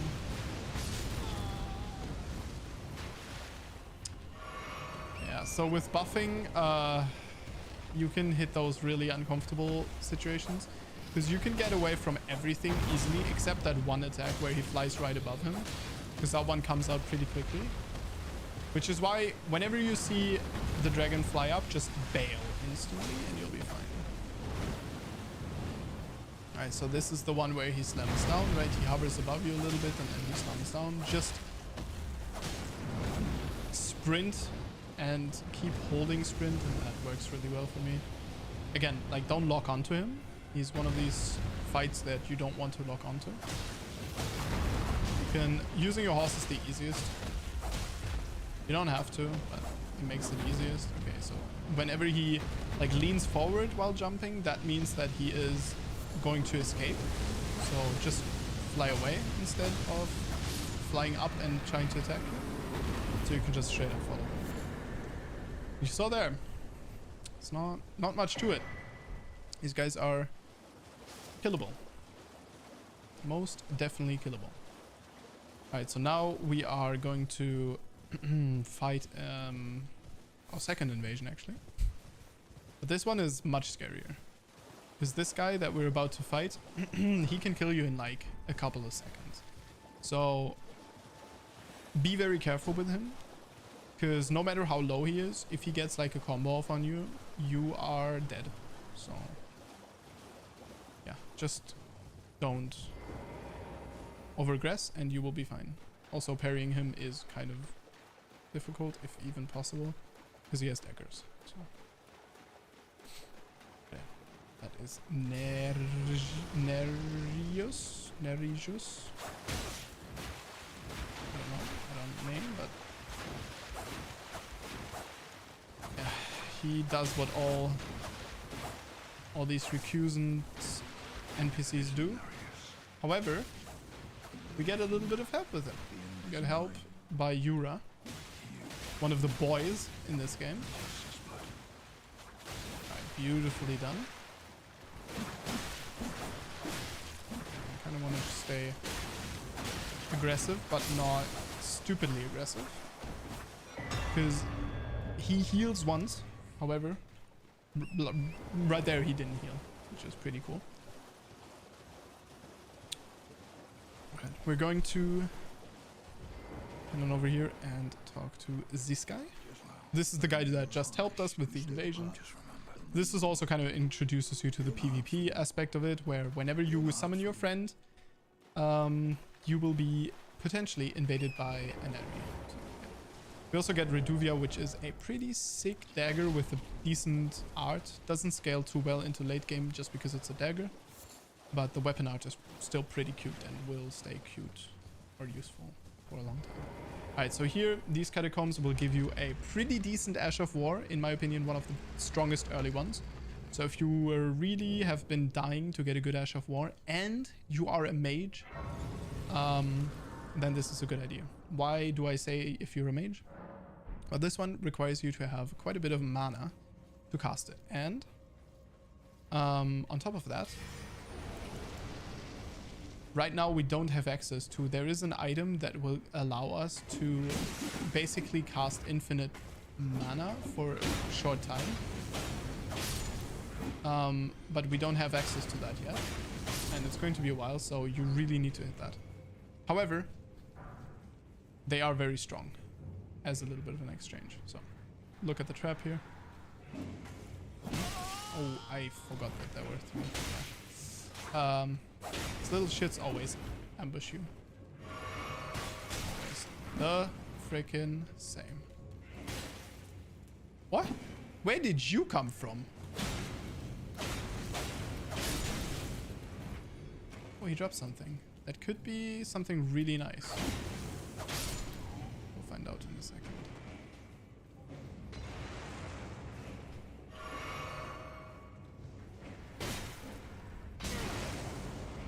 Joking me, dude. Okay, no, it's nothing nice. Can you move up? Oh my god, dude.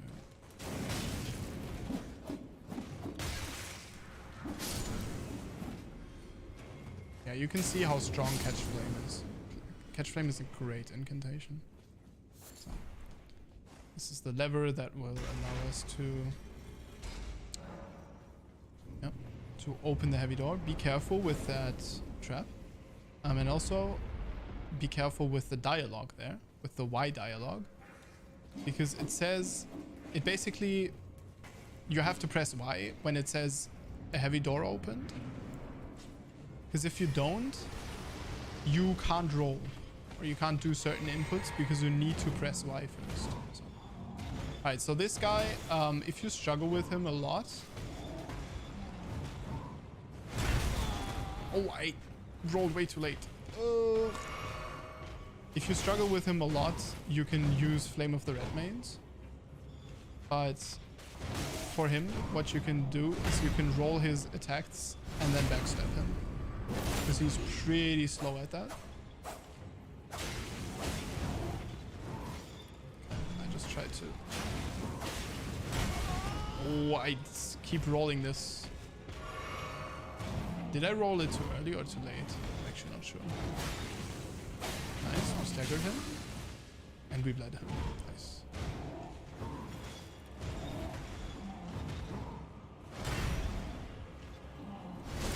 So yeah, with him, the play is most definitely to backstab him.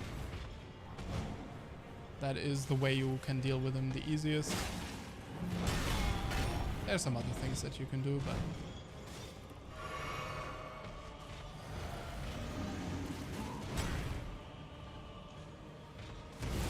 that is not what I want to do. That is also not what I want to happen. So when he buffs himself up like that, just be careful. Just like I wasn't. You know what? Oh my god. This is such a roll catch, by the way. Because he moves forward, but then he holds on to the attack just a little bit and then slams it down. And it's like...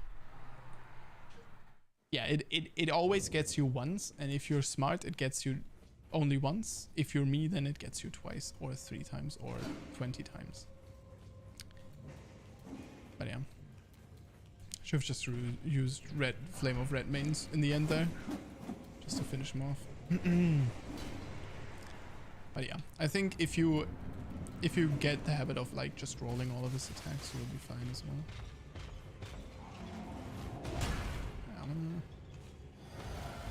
My flask, bada boom. Oh, actually, that was not my. What?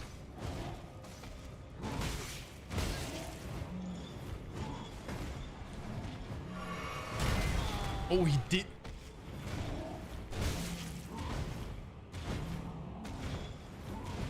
How the hell did he tag me with that?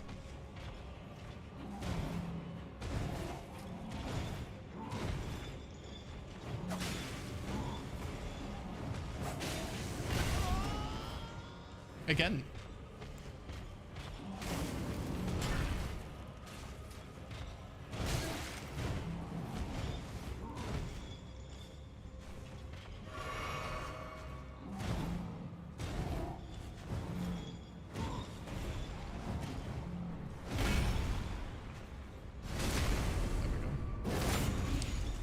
Backstab.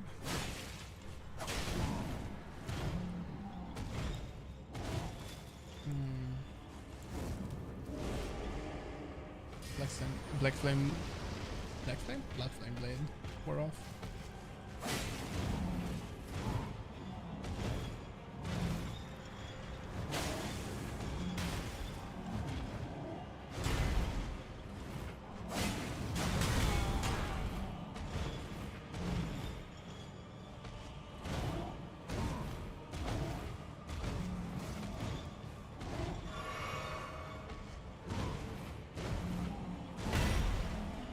Yeah, you see how his attacks have these very long stuns afterwards.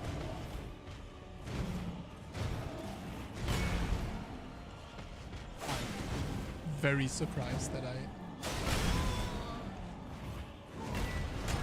actually love that he can pancake you there. Just knocks you onto the floor.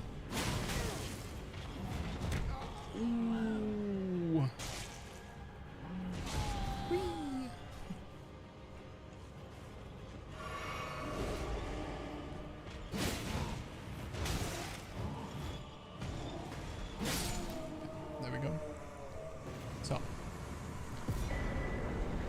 Banished Knight Engvall is who we get. Banished Knight Engvall is pretty sick, in my opinion.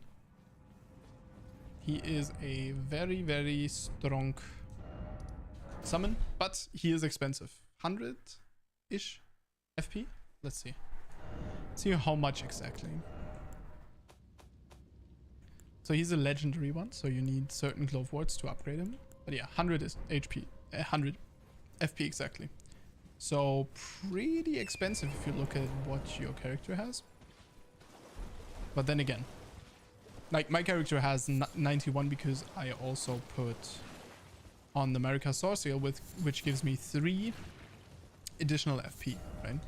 Like 3 additional levels in mind, which adds like, I don't know, 2 FP per level? 4 FP? I don't ask me. Don't ask me. But yeah. So he can be a very good summon, especially if you're a mage. You will like to use him. Engval, I would sounds like a male name, right?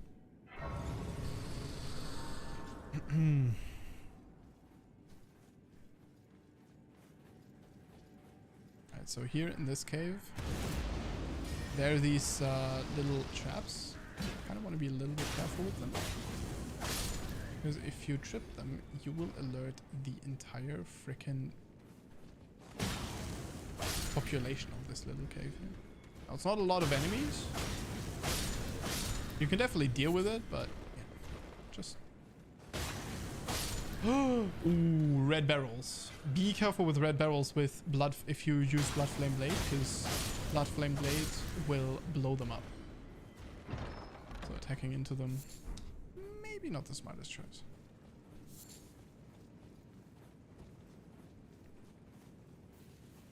Let's go to the right side. This cave generally doesn't have any good loot, so don't worry. And now we will meet a good old friend. Whee. Well. Thought you'd just help yourself to a man's personal belongings, huh? You scheming little thief. The gods demand repentance. Cough up your Sure coin. they do. All of it. So, what do we do now? We wait for him to do this attack exactly. So this attack doesn't hurt you at all. It just decreases your resistance. But since we're not planning to get hit,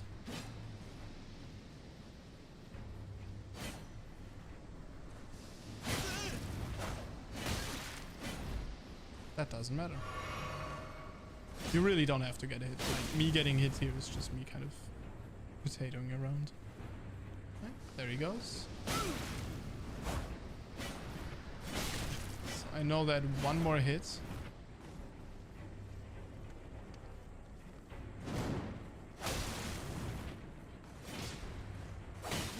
Two more hits.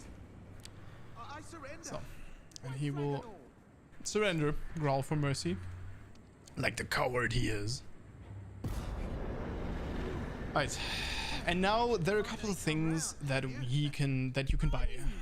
He will help you with a boss that is over here for 5,000 runes, however. So those runes are a lot of money, and I'm not a big fan of spending those. But you can do it. You can do it. Try it out. It's a shackle. It binds the boss a little bit, which is cute. But I'm not a huge fan of it. So he tells us he will be ready to wheel and deal. So we'll move on over again. Just fast travel. You could also log out, but since the Grace is right here, we'll just fast travel here. And then we will, real quick, just run on over. Now it doesn't matter that we alert the whole cave, because we are not going to go back there, right? So we can just keep running and they will stop attacking you. Alright, and now one thing that we will want later on, not now, is are these fan daggers. Okay, so we're going to grab this. Then we're going to grab 20 of those fan daggers just for later on. We won't use this at all anytime soon. So this cookbook allows you to craft these yellow pickled forefoot yourself. So if you're into crafting, buy the cookbook. If not, then buy this, and you know, you will, if you pop it at the end of a boss or something, you will definitely make runes with that. So that is that. So we got this ravine done. We got this part of the sea done, or of the lake, actually, Aegir Lake. Now we're going to go to the rune part of the lake, and we will grab a Ushigatana Ash of War. The Ash of War that is usually on the Ushi, which is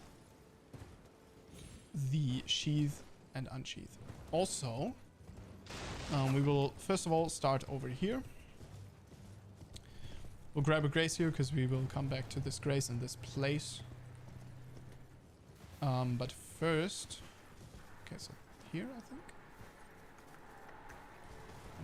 So there is somewhere around here, there is a painter that created the art piece that we saw, but I'm not 100% sure anymore. Let's just grab the grace first, and then we'll think about it. Hello? Yeah, let's... You know what? Let's reset these guys. So they don't piss me off. Alright. So... We saw a painting.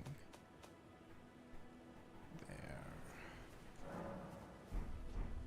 Right, so... They're looking down between... Oh, is it here? Looks like it, eh? Oh, it could be back there. I think it's back there. Pretty sure. So yeah, we wanted to grab that grace mainly. Yeah, here it is. So, that is the boy. And he will leave for you an incantation scarab. Now you can put that on your face actually. And it will reduce resistance. However, what it will also do is slightly reduces the FP cost of incantations but increases damage taken. That's its effect. Now when we tackle these runes, let's tackle them from behind. There is a enclosed area for which you need the horse. Leads to a cellar.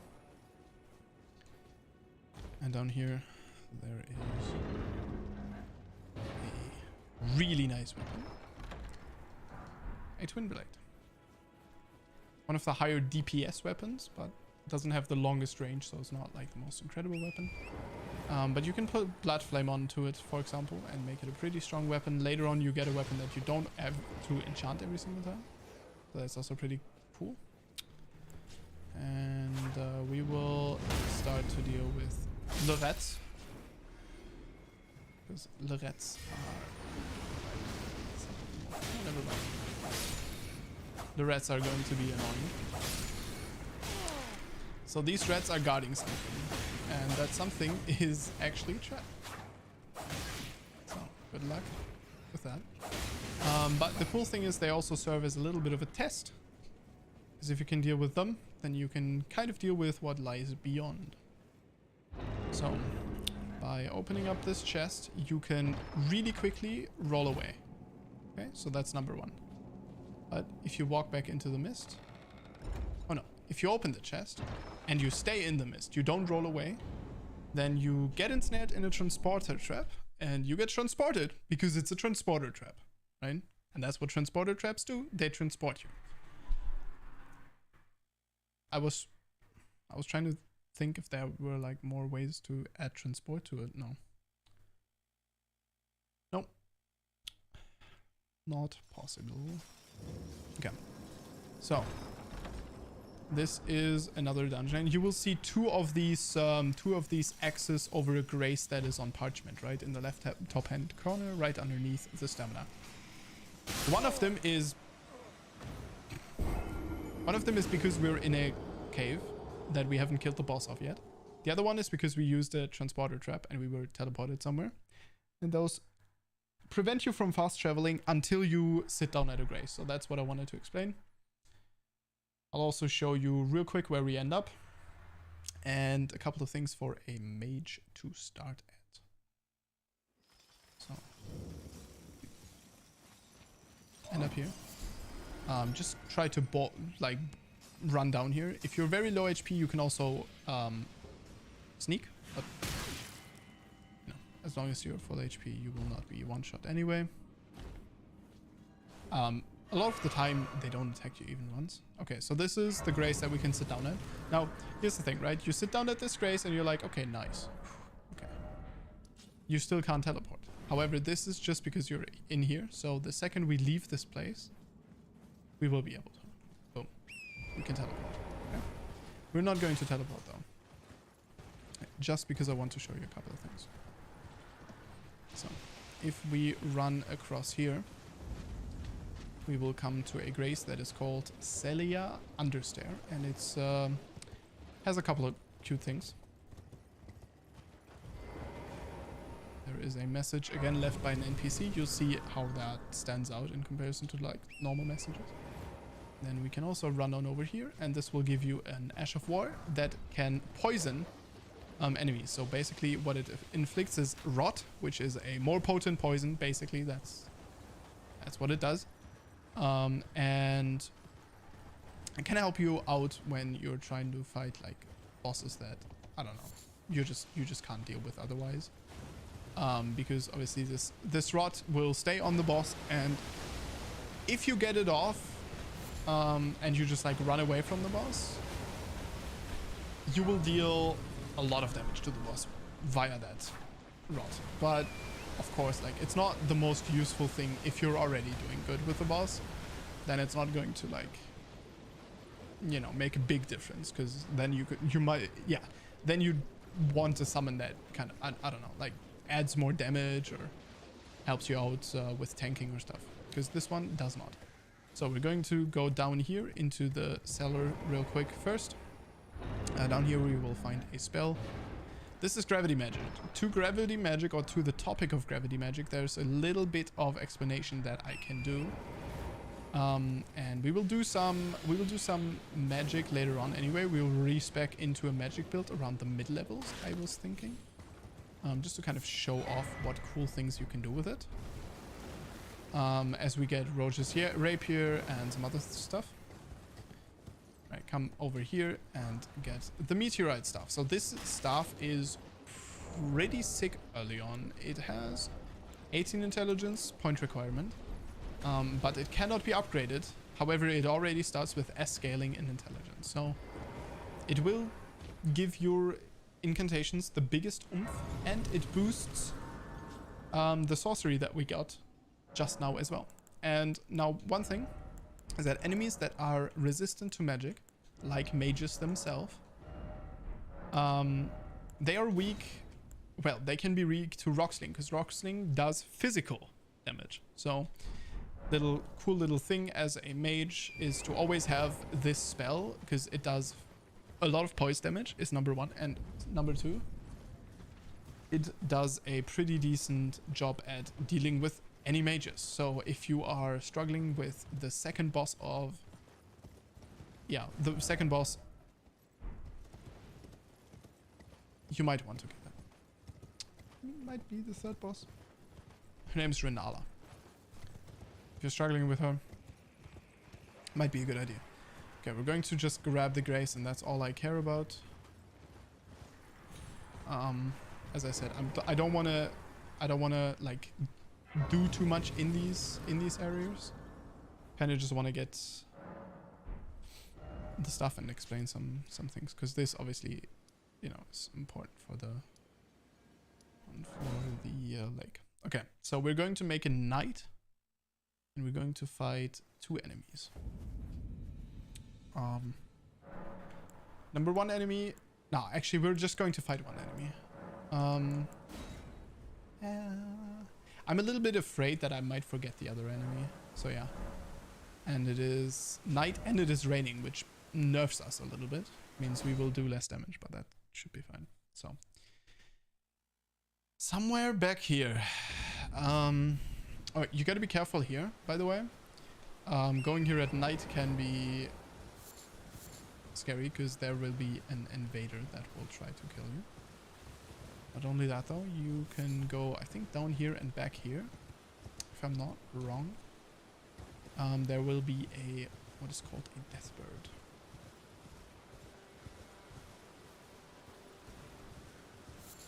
Hello? Hello?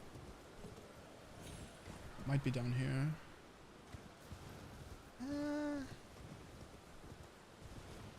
We can look at a map in a second. Map look time. So, how do you find out if there are if there are any night bosses? So number 1, you can ride around at night. Number 2 is you can go to world, and you can go to Elden Ring map. This is still on the Fextralife wiki, because he is amazing. Well, he and his team. And then we can click bosses. And here This is where the Deathbird is. So I actually wasn't... Yeah, I actually was quite close. Quite close. I was like over there. And I was... Yeah. So yeah, these bosses can be a little iffy to find as well. So we just look at the map real quick and check them out. But they're... In this area, there are 3 bosses. There is the Deathbird. That we are... Yep. We're going to fight here. So we'll pull him a little bit away from the giants because I don't want to tango with the giants and with this guy. So get ourselves this.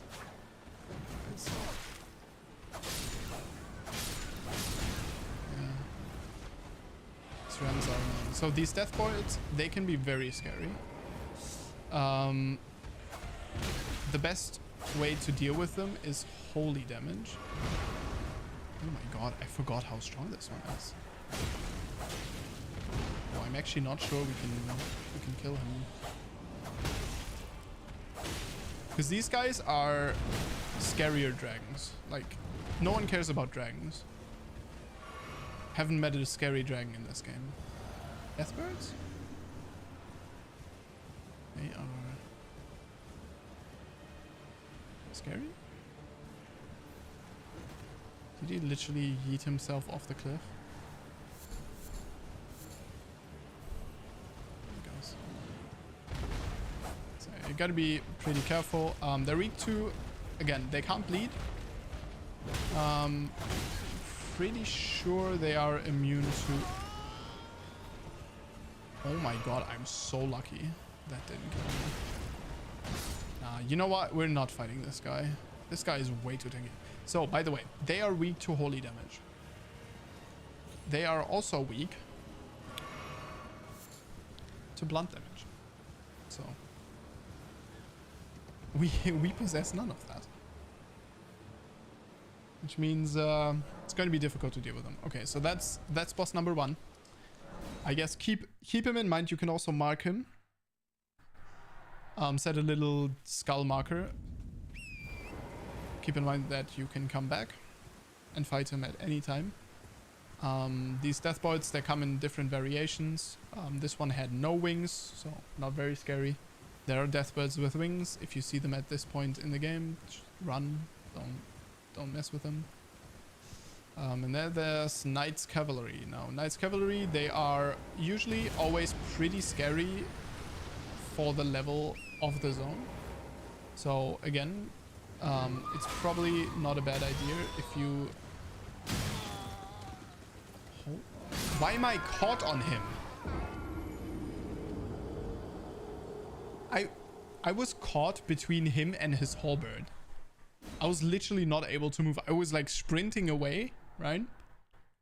But somehow I was like caught, and my horse, obviously your horse like can't go in a certain direction. Okay. Oh shit. Okay, that worked out great so far.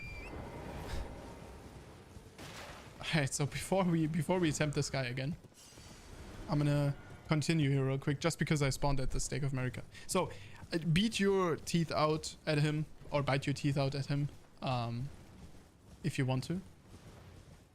We'll come back to him in a second, but the next thing is the Waypoint's Ruins here. And here we will actually get a pretty big quest. I think there's like some kind of irrelevant item there. Don't really know what it was, but don't really care.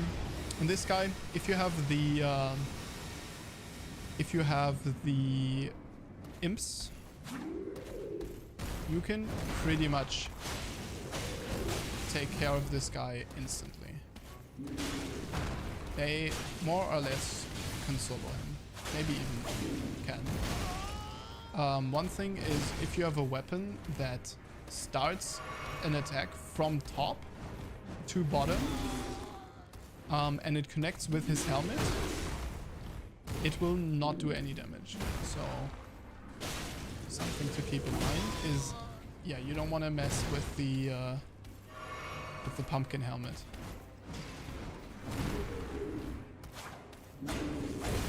Oh yeah, you saw it there, right? I hit the pumpkin helm and that's basically a shield.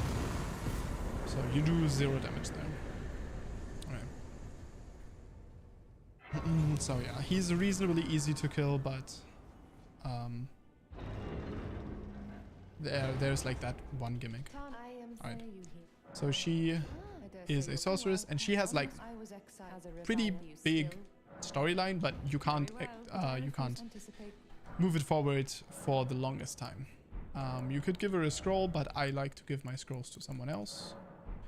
You could buy her sorceries, but I am not going to play a sorcerer, so I don't want to. Alright, let's pass time and let us deal with the Knight's Cavalry. So, you saw the location of the Deathbird, right? That is one of the Knight bosses. The next Knight boss is at the War Master's Shack, which is where we travel to get to the Deathbird. And that guy is nah, he's not as scary. He is super scary in other locations, but in that location he's kind of tame. He is called the Bell-Bearing Hunter, and you have to talk to the NPC at his location first. That's wherever he is, not only here. And then enter the shack at night. So the way you do that is you make it night, and then you travel to the War Master Shack, and then you can walk in there. But you have to.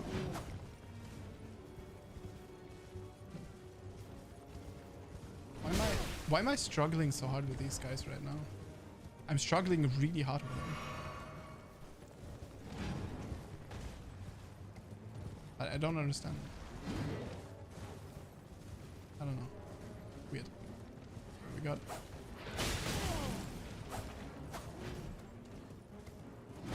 Maybe it's the moveset. Yeah, it's probably the moveset of the rep here. So as you can see, we do decent damage, but he does incredible damage to us. Kind of have to bait on an attack here.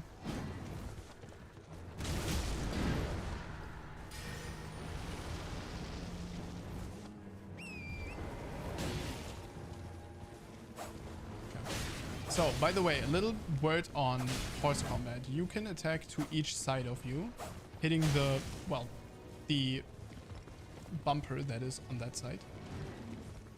They're light and heavy attacks.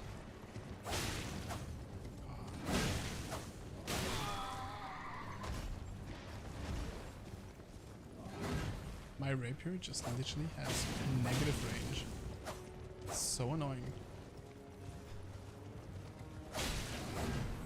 If you want a weapon with more range than the rapier, that doesn't have the same crit bonus, unfortunately, but has some other bonuses like the range and better damage. You can get the S-Stock from the merchant that we bought the lantern at. We're going to get the S-Stock anyway.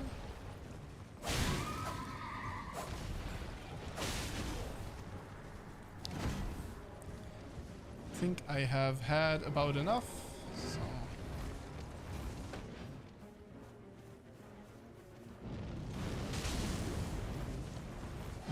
now I will show you how to deal with these more efficiently, because area of effect spells are much better at dealing with them,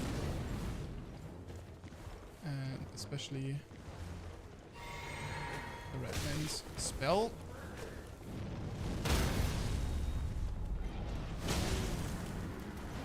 So he's about to fall off his horse, which is something that we want to happen, obviously. Or he's not, because halberds are just better. Oh my god. Holy moly, that took forever. Oh, alright, and now we can just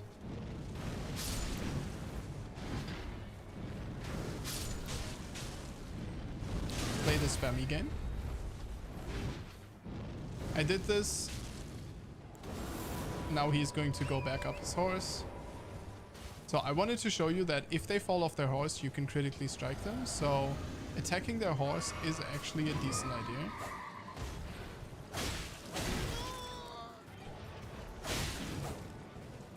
So super rough to hit this freaking clown.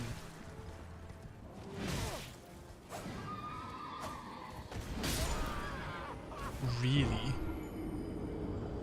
The tracking on that is amazing. I was riding around him full speed and he still pulled that down.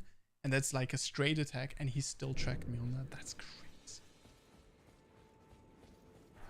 This little freak, dude. We would have to go back now. Oh my god, I don't know. Dude, it's so annoying. I'm actually... You know what? Okay. I don't care. I'm actually going to equip the Great Epee. Just so I have a little bit of range to fight him. Because, like, I would have killed him, like, in double the time. if I would have attacked. But, like, I just didn't connect with my attacks. Okay, so. So, Nightfall. I could go for, like, Could go for, what's it called? Flame of the Red Mane spam, but... I don't really love that concept.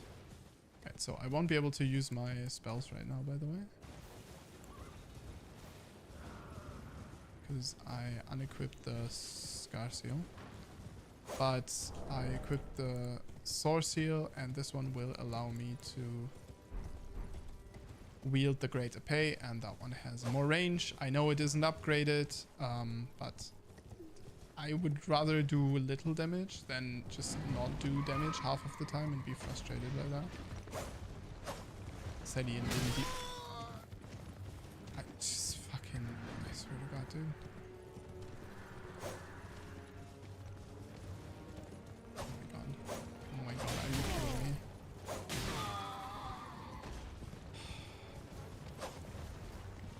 Dude, I'm like so used to spears. And man, spears do better.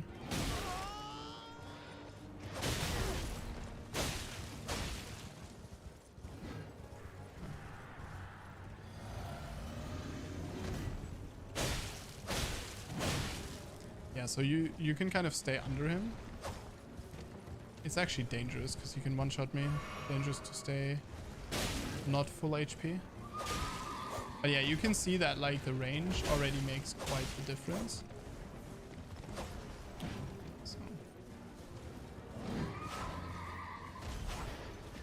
You can do heavy attacks, but I don't do heavy attacks very often.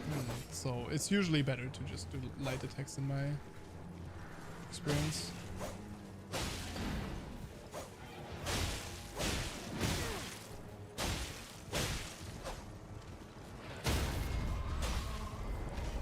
Jump off the horse. And boom! Big stab. And he dead. That's how easy it usually is. Yeah. And he gives us a pretty decent Ash of War. One that we could put onto a weapon that has innate bleed, and we would be able to build up bleed very quickly. Yeah, no, it makes sense. I was like, has this even English? But yes, it does. So, back to the little pokey stick.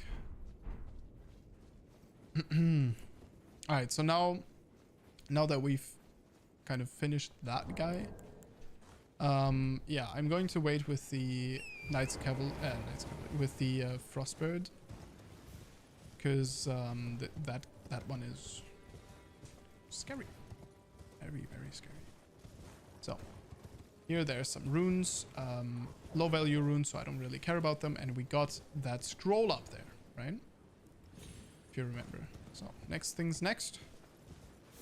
There is going to be the beetle back here, which is the last part, I guess, of the lake, right? We've had the teleporter trap, we've had everything else. And with this one you need to be careful because it's guarded by big boys, so try to get it and bail. These are the big boys and they are scary. Then we're going to head southeast to grab a grace over here. And at that grace, right up there, the guy that you see on the mountain there, right? This guy, don't want to deal with him right now. He will also transform into a bear, and he is scary as hell. Now, you will get an item that allows you to respec from him, but we don't care for that now.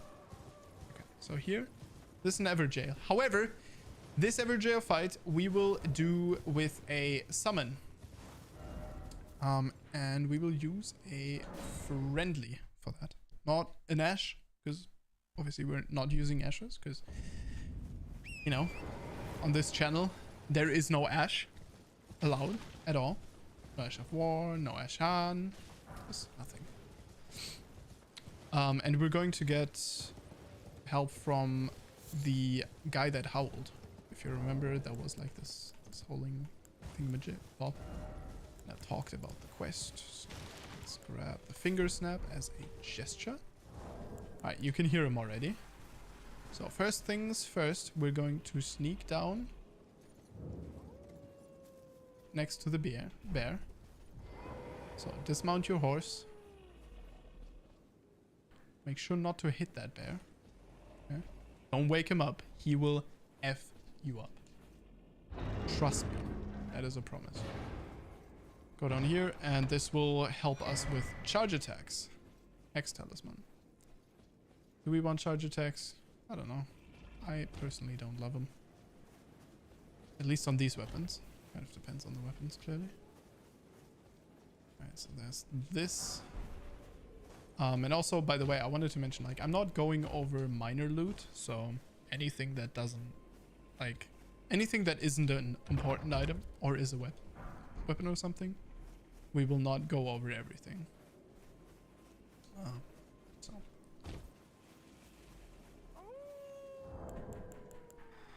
this is where we can finger snap, and the guy is going to drop down. Alright, so Kali sent me blah blah blah, and he's looking for someone who's called Darewil. Alright, so where can we find Darewil? You guessed it. The Everjail up there. So what we will do is we will go on into the Everjail and then summon our boy who's ready to stand by, and then we can take on this guy. And this is where you get a weapon that is very, very strong. Like, if you want a strong weapon, here you will find one of the strongest. Okay, so you see the gold summoning sign here? Let's click on that. Blythe the Heart. Blythe the what wolf? The white wolf? The cute wolf? The kawaii wolf? I don't know. Half wolf. Rotting in a cell is no true justice. No. This is where it ends for you. Okay, so this is where it ends for this guy. These enemies will quickly become some of your favorite enemies. They are super annoying to deal with, as they are ridiculously mobile. But also, this guy drops a really, really cool weapon. And he did. So yeah, I did this for the lore type, right? Because there's a lot of lore. He is pretty easy to kill. But just a little cool thing, right? You can get this guy's help. You can also get Yura's help with the dragon, but I mean, like, yeah, the dragon is yeah, it's not very worth it. And this is very important. It's done, blah blah blah, and we will get a Somber Smithing Stone tier 2, which is 2,000 runes worth. So, you know, it's a good little bit of cash in the forms of upgrade mats that you will 100% use anyway. Alright, so we'll continue on to the right hand side here, and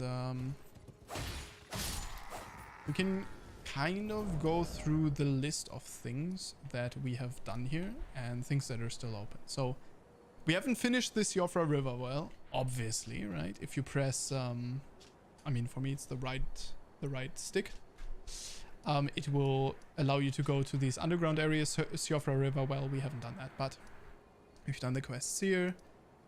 we've pretty much finished up this entire area, except for a couple of things. And those things we are going to get now. So place a marker here and go to the War Master Shock. Now we are about to fight an enemy that is kind of scary. Oh. Actually, you know what? Let's kill this guy too, because this guy's actually killable. Okay, so you could kill this guy, but you don't want him to kill him because he locks you out of something very, very big. So this spinning slash, this is one of the best Ashes of War. The other one is no skill. No skill is also really good. We're going to get parry, and we're going to get this. I don't think I can use it. Yeah, I'm pretty sure I can't use it, but that's fine. Impeding thrust, this one we can use. Yeah, but that's most of everything. So now we sit down on this Grace and we look if he's still here. He is still here. Okay, let's fast travel to this. Maybe that'll do.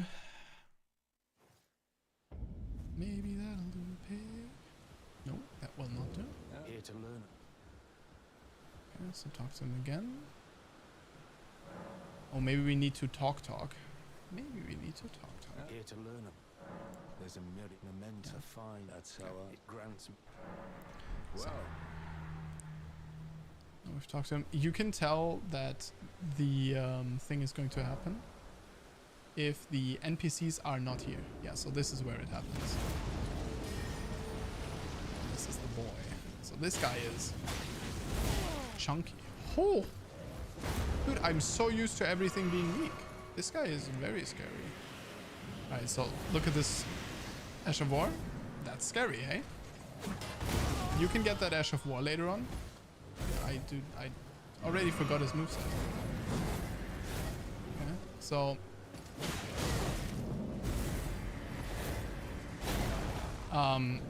one thing that is very difficult with his moveset is he does have quite a bit of range. What? That hit me? So this is, by the way, what I'm talking about. Like, if you want to heal, you want to heal like ages away.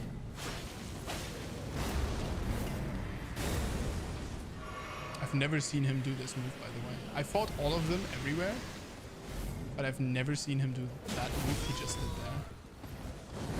Yeah, you know what? No. You're not going to fight him. Maybe I can parry him, actually. Do you reckon I can parry him? I should be able to, right? I should be able to. You know what? Let's try it. But yeah, he's also one of these super annoying NPCs where if you die, it's like you have to do the whole thing again, and you know, it takes forever, and he's just very unfun to fight. But yeah, let's do it. Level up. No. Pastime until nightfall. Okay. Yeah. So it is morning after you die tomorrow, which is fun. Alright, so I would just rest again. Go there, rest again, rest again. There he goes. So let me try to.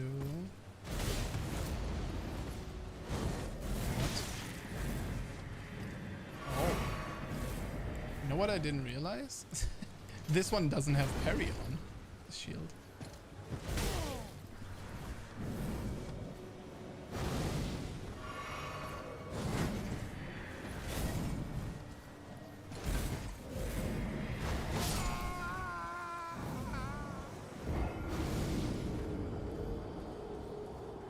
Damn, this guy is difficult to deal with. I don't remember him being that tanky, but that's usually because I don't like fight him in the beginning, I guess. Yeah, this guy's strong, dude.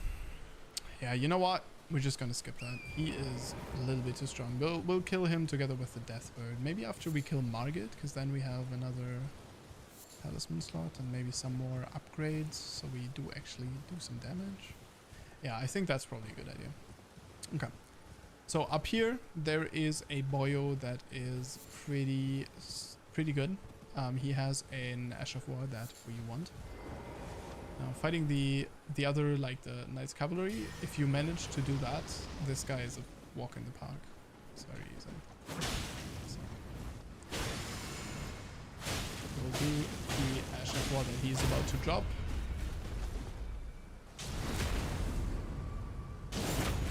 Yeah.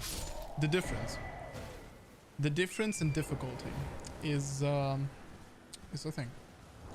So I'm probably going to put that onto the rep here as well, because that will give us a flat out boost, 15% I think, to resistances and 50% to damage. Obviously will cost us some mana, but that is not so much of an issue. Alright, so here we are going to get invaded. And if I remember correctly, I might be wrong again, and this guy might be an absolute unit, but if I remember, this guy was pretty easy. So, let's see. Whoa. I mean, calling it easy.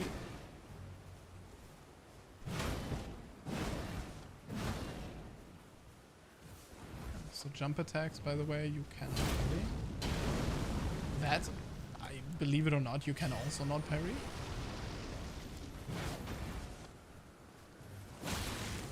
So this guy has a talisman that will help you against shields. So you're probably not going to need this talisman.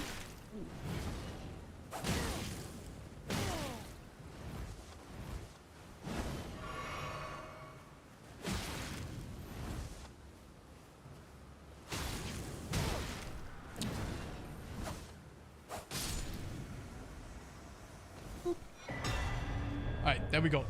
Hammer talisman, and here you get the duelist finger. Now, if you want to duel, if you want to fight people, level 125, get up there and go to Raya Lucaria. This would be exactly here on the map. Once we reveal it, it'll be here, and there is a fight club. People do fight there. Okay, so that is the invasion. This is the golden boy, right? Then there are like some minor enemies that we don't really care about. There are these catacombs. There is the cave, which leads us to this. As I said, like there's not much here anymore. However, there's a little bit more.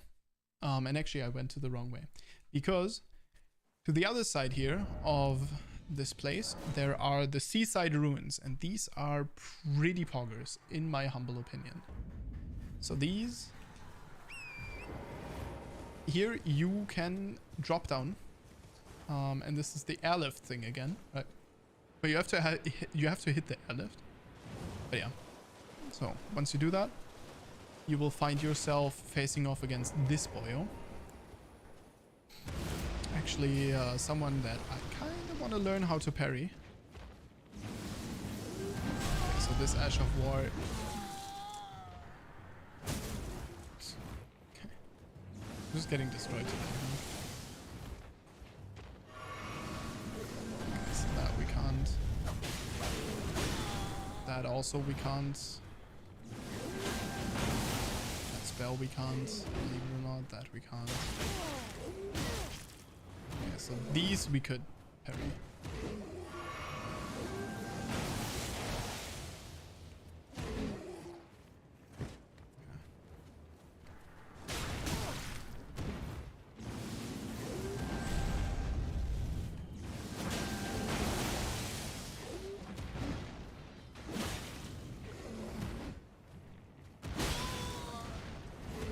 Wait, he didn't pull it across. I don't understand this guy's indicators. Don't understand. Yeah, and we get the Ash of War. Gravitas is a pretty cute Ash of War. It's nothing crazy in my opinion, but it's okay. Like you can, yeah, I don't know. You can deal with it, but I personally don't love it. It is on some weapons though, some Somberstone weapons.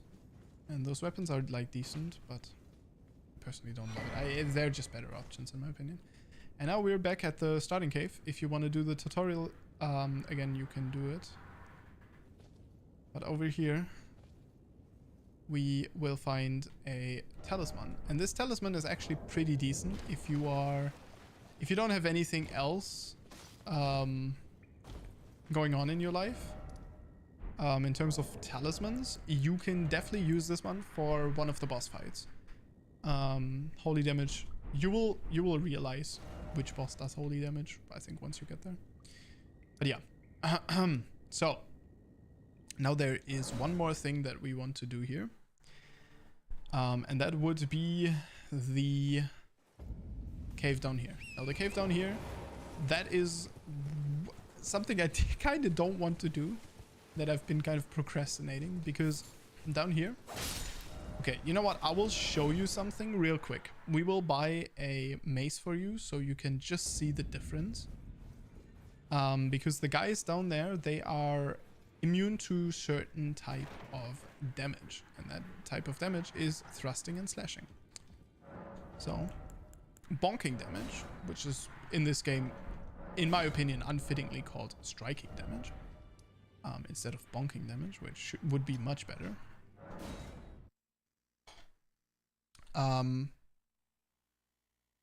Yeah, bunking. There are some enemies that are just always immune to strike, and so if you want to build a how do I say this?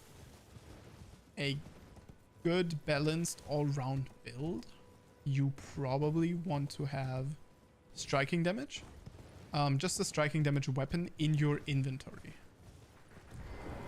just so you can strike enemies that are weak to it. So get this down, but jump down on the sides. This is something that in every tunnel you go into, or every cave and you find an elevator, I would always advise you to do, is jump down the sides. You will find useful stuff. This is a rune 5 with a rune 4, which is actually quite valuable. Like 1200 runes is quite a bit. These early levels, right? That, yeah.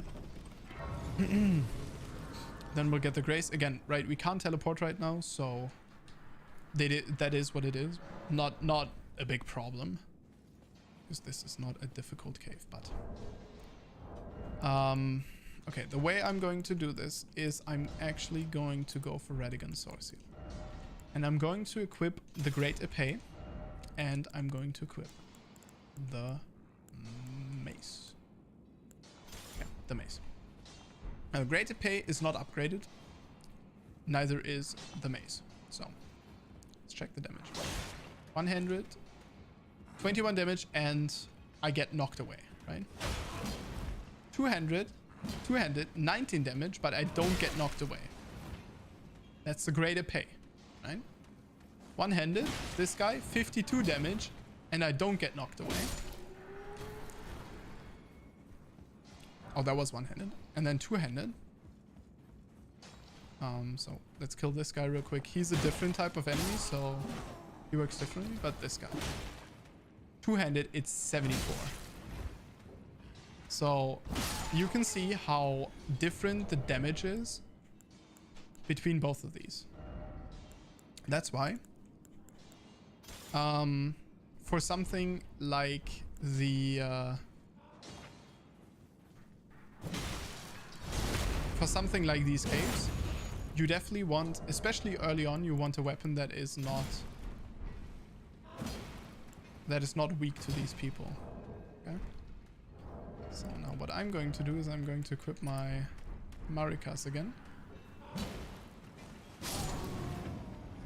And I was planning, because I really wanted to stick with the theme of thrusting weapons, I figured, how could we deal with that? And I figured that we could deal with that using spells, like, or incantations, like Catch Flame. Because in my opinion, that kind of works. That kind of makes sense with the theme of the build as well.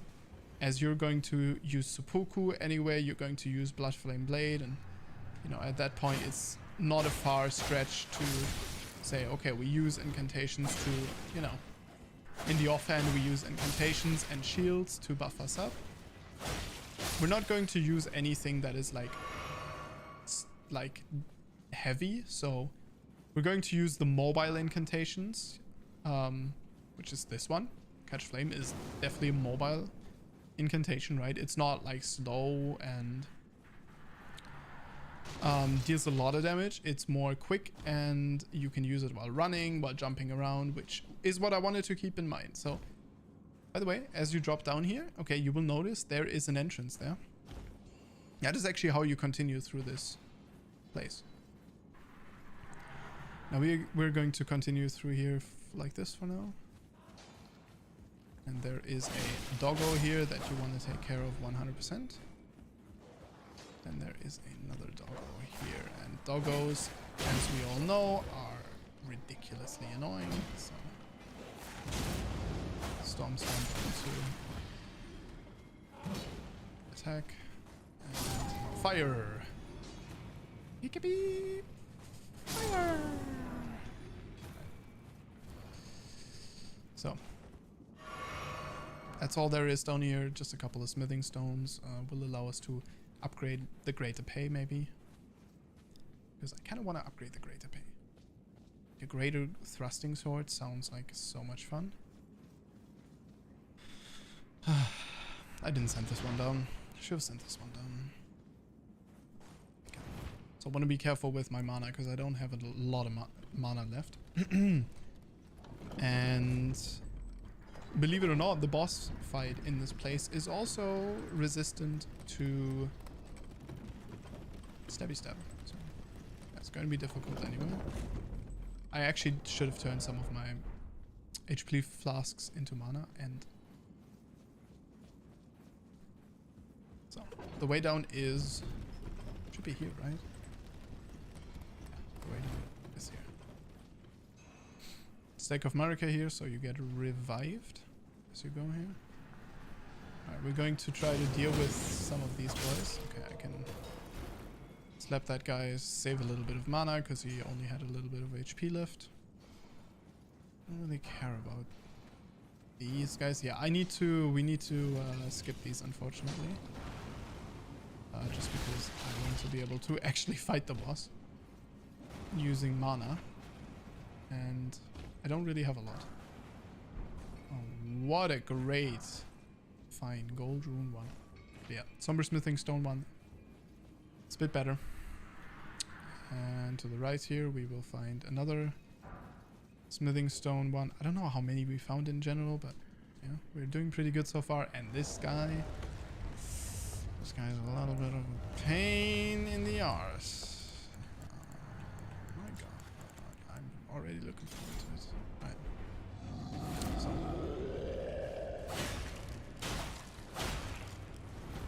So it's okay, like we do a little bit of damage, right? But there are much better options against him. So generally, trolls are weak to getting knocked down. This doesn't reach, right? Yeah.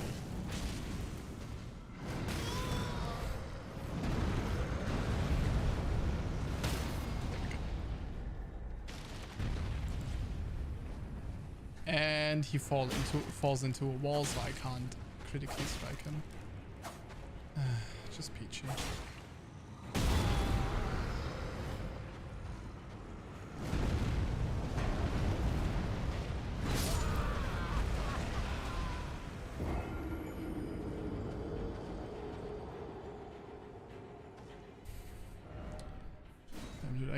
I get stuck on the cave wall. I thought there was more space.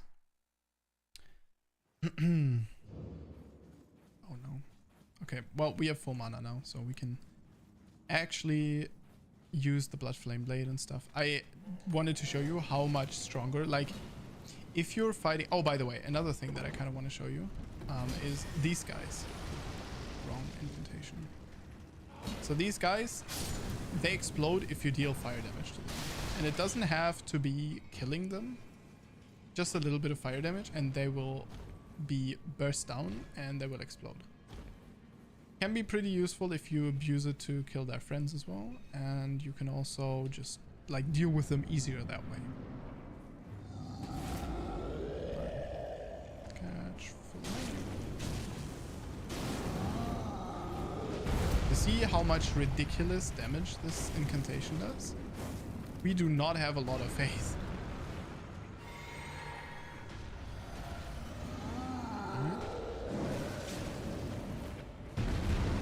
so he's going to go haywire here, like absolute mad lad. And I will just take him down. So here we can do at least one catch flame, and that will finish him now. Oh. Latest sun. Alright. So we get a raw medallion, not the craziest of items. Yeah, I'm personally not in love, but you get the smithing stones, which is pretty sick. Right, onto the death-touched catacombs we go.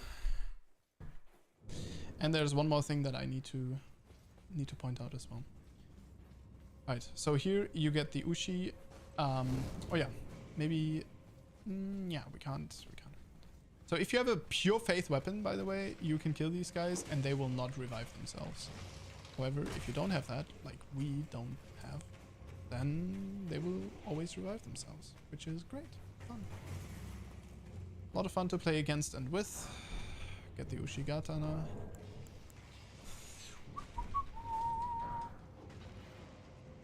And we're going to drop down here, and then we're just going to get pelted with arrows. Because fun. Yeah, this is a little bit annoying, this run back here, but what do? You could die if you really wanted to. Like some people go in here right at the beginning and they just grab the Ushi, open the lever and just die. I mean, it's technically like the fastest, but I don't know. It's not that hard to run back and it doesn't take that long. And you don't die, you know. Alright, so the enemy here, you should probably have a summon prepared. They can be pretty scary. Especially later on, these will be really, really scary. This beginning one, he's okay. He moves much slower than them. He is much weaker than them, but you will kind of already get you used to the moveset they have, which is, you know, like this dashy, jumpy kind of situation, right? So, yeah.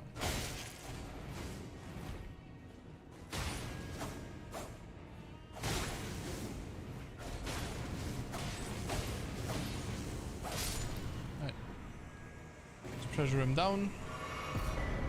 We get the Assassin's Crimson Dagger. Now this one is a pretty cute one, because what this one will do is basically on every crit that we land, we will restore health.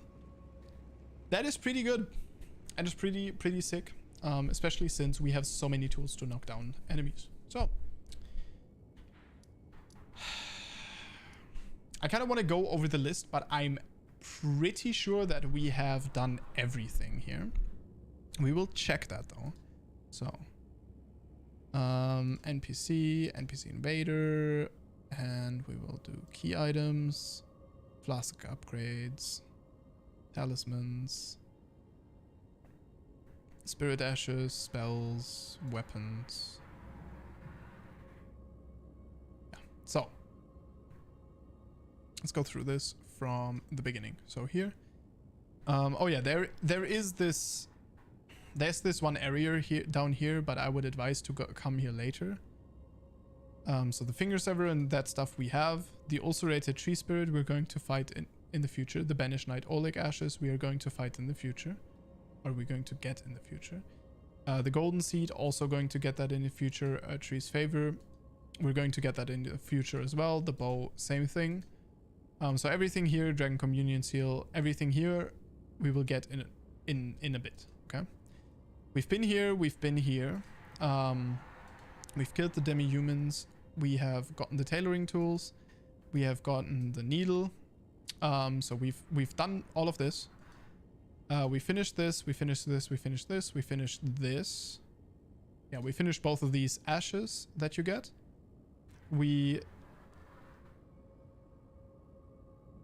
Eastman of Ferrum Azula.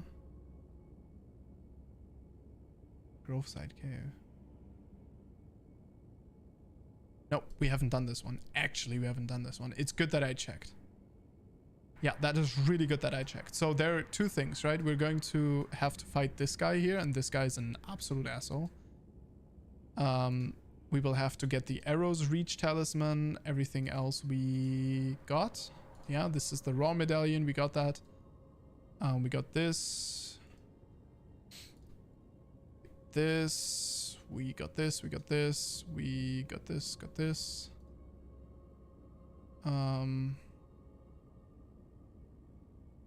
Okay, this one we actually also didn't get, so we want to go back there. Here, I'm pretty sure we got everything. What's a partisan spear that can be dropped?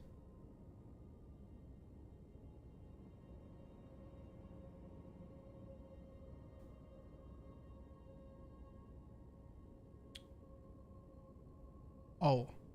Yeah, no, okay. So this is not a... This is actually like a drop, huh? Okay, interesting. Yeah, the Axe Talisman, we got that one, right? Sacrificial Twig, we didn't get that one, but I mean, it's a Sacrificial Twig, like, doesn't matter. The tier we got...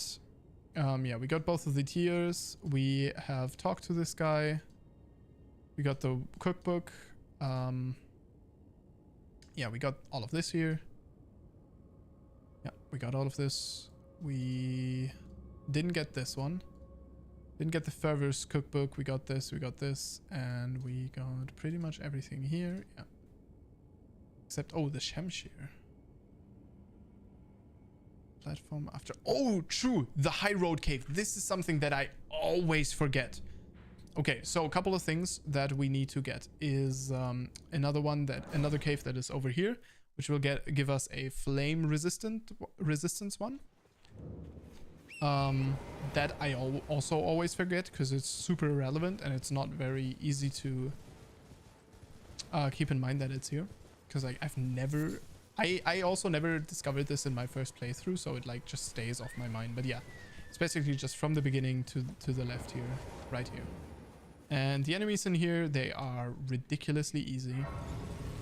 Says he before he dies 20 times against them, but they are really easy. So I'm actually kind of confident. Just kind of though. So let me see. The wolves. I mean, wolves are scary, but like the alpha wolf already is not very scary, so the rest of the wolves obviously won't be much better. Okay, unless I get caught on the ledge.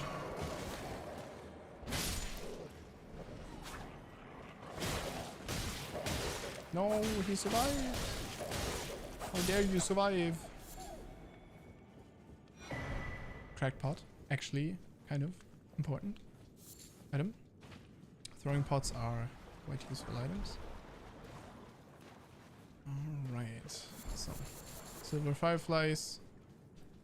That is enough of this area. You can kind of see the lore behind this place as well. And we're about to fight a boss. So very, very short, like sweet cave. But the enemy here is an interesting boy. I actually don't know. Whether or not you can parry them. Let me see.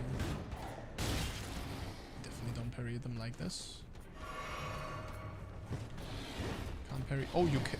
I could have parried that one.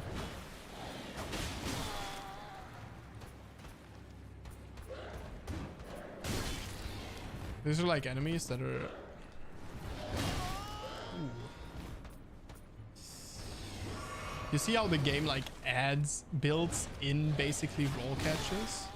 So these guys, once you get to the place where they're common, they're actually like just cannon fodder. I mean, don't get me wrong, they can do pretty well. You know what? Before I die and look ridiculous here, I'm gonna actually just not try to parry this guy anymore. It's not what I wanted to do at all. Okay.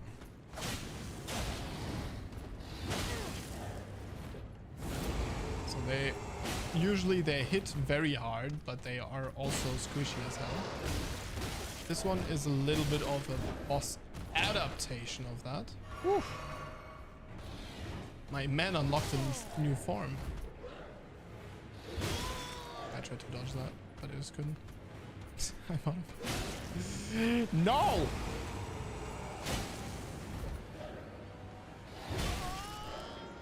Oh my god, how far does he reach though?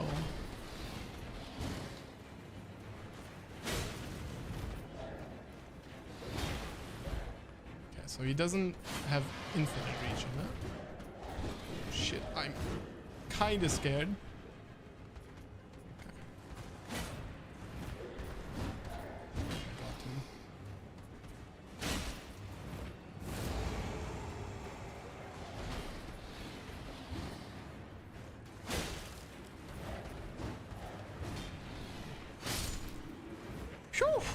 See, easy, dude. Not even close, baby. Not even close. Alright. Right, there is... So, going back to the Saints Bridge, there's another little bit of... There's another little bit of... drop down here. You can already kind of see what we're planning. Probably, at least. No, no, no, no, no, no, no, no.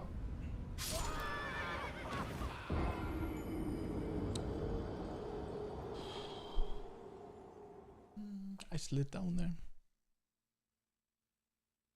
Monk ass.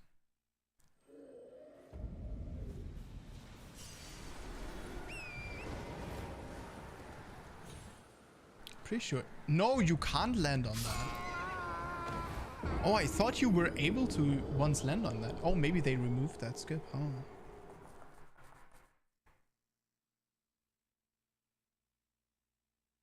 Maybe. Maybe. Where's where am I? Ah. Okay. So we can do this the boring way as well. Just jump into the airlift. And then stay on the left side over here. This is where we will find another cave. There she goes. Right. I'll try not to clown too hard in this one. Actually, I also kind of want to level up.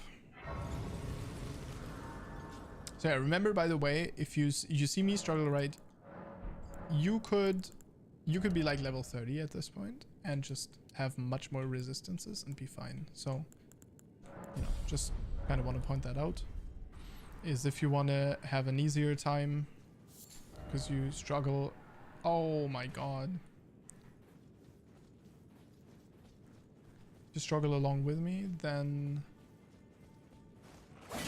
you can kill the dragon for his runes. Right, so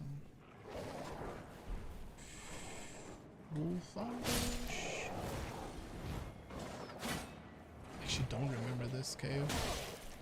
This is one of the caves that I got through literally by using like the map and doing exactly what I did just now.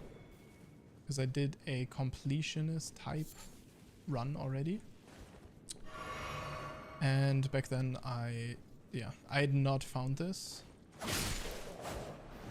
So let's be careful this time. Yeah, I had not found the whatchamacallit. I'd found the cave in my first playthrough, so I'm prone to forgetting about the stuff that I haven't found. Hog? Hog. Good cave moss. Nice. Cave moss. Oh, I can't see shit.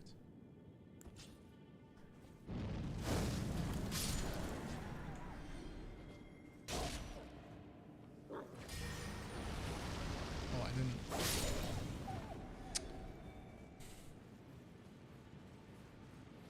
I suppose we walk through here a little bit quicker.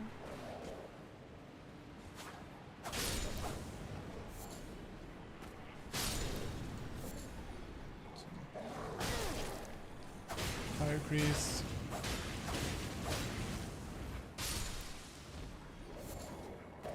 The guy bled. Bada boom. Bada boom, bada bam. Dude, I swear to God, I just can't see anything. Should be fine for you guys, because I like crank up the stuff, the gamma anyway for these recordings, but... Oh my God, I remember this place. Oh, this wretched place. Oh no, dude. Yeah, good luck. Oh God, yeah, this is, dude, this is big fun. Big fun place, this one. Oh my God, yes, I get it. They're annoying. I get it, I understand.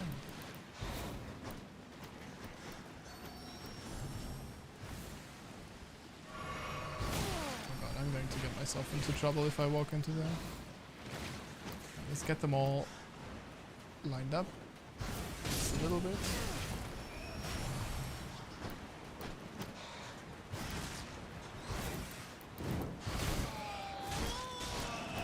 Wait, he grabbed me.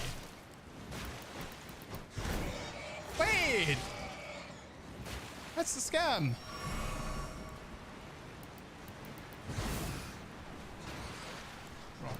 What does a man have to do, dude? Just be able to cast his Ash of War. Get rid of these little shitty birds. Yeah, you too. You're a shitty bird too. How dark is this shit? Oh, God. Okay. Cauldron 4. Yay!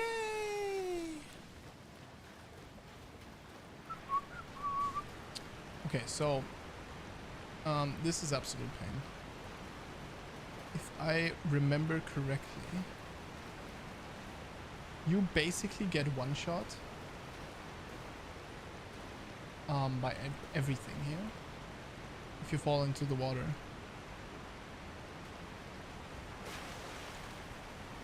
But there is this ledge you can drop onto. And then you can make your way over here. But obviously, there are also these little shits that you have to deal with. And this is where we get the Shamshir. A kind of not so special.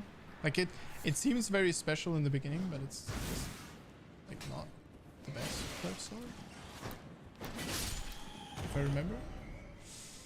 If I remember correctly, yes. Yeah, it's an okay sword, but nothing to write home about. Okay, so these guys are absolute pain. I don't even know what you can get here. Yeah, these guys are like... one thing that you can get here is you can just jump down to the left side here. Continue onwards into the cave. And I literally don't remember what the boss here was, but I remember that that parkouring part was very, very annoying in the beginning. Fun. It's a golem. Wow, I like fighting golems. Oh really? I do.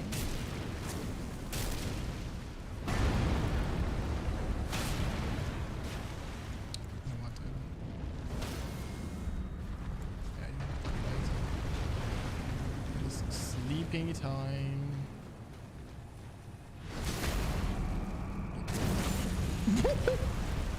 Excuse you? Okay.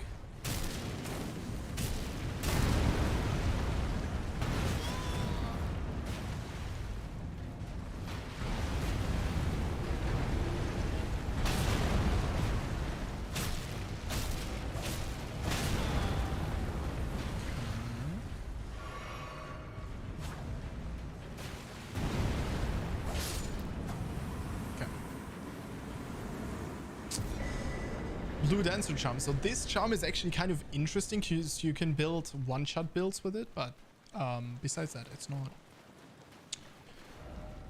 Yeah, you know, it's not too useful. It kind of gets stronger the less poise you have. and the less equipment load you have, so it's nothing crazy. But yeah, so I would say that we have pretty much finished this area now, right? We did the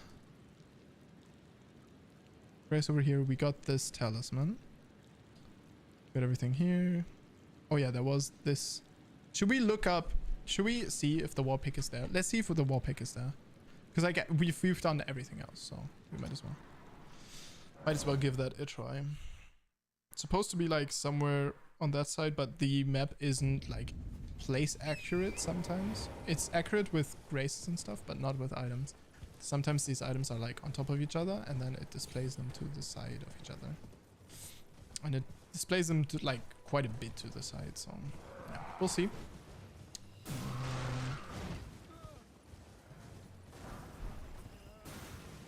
Yeah, I will be honest. I think that the wall pick is a drop. I'm pretty sure. We will see. I'll actually take the time to clear this out, but if you were looking for like important items, these are it. Like there isn't much more here, so you can switch on the next video. Obviously for stream we'll just like finish this real quick. Yo, you guys are grouped up, huh? You like that? Want to die together as well? Screaming at me won't help you, unfortunately. Poke. Spoken like a true psychopath. Dead. Alright, so that would be most of the camp. Yeah, you see why I like this Ash of War, because I was thinking about this, and obviously one thing that thrusting weapons are absolute garbage on, or at, is damage versus groups. So should be able to deal decent damage to bosses, right? But to groups, well, good freaking luck.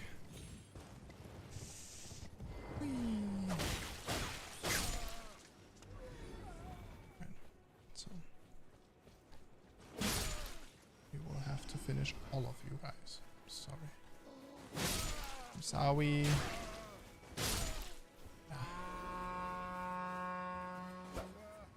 What? My guy's trying to... My guy's actually trying to backstab that, but doesn't hit it.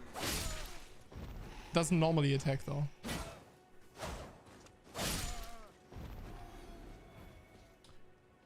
Okay, I think we have answered the question that you do not get.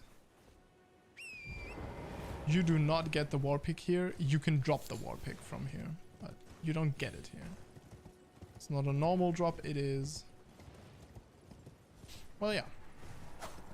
It is a drop, right? Not nothing else. Alright, so that would say... That means I would say we are pretty much done, because... Oh no, actually there is... Yeah. Oh... No, I kept the worst part for the end. No, I forgot. Yeah. So again, what we are about to do is going to take a long time. The item we received from this guy, not very valuable.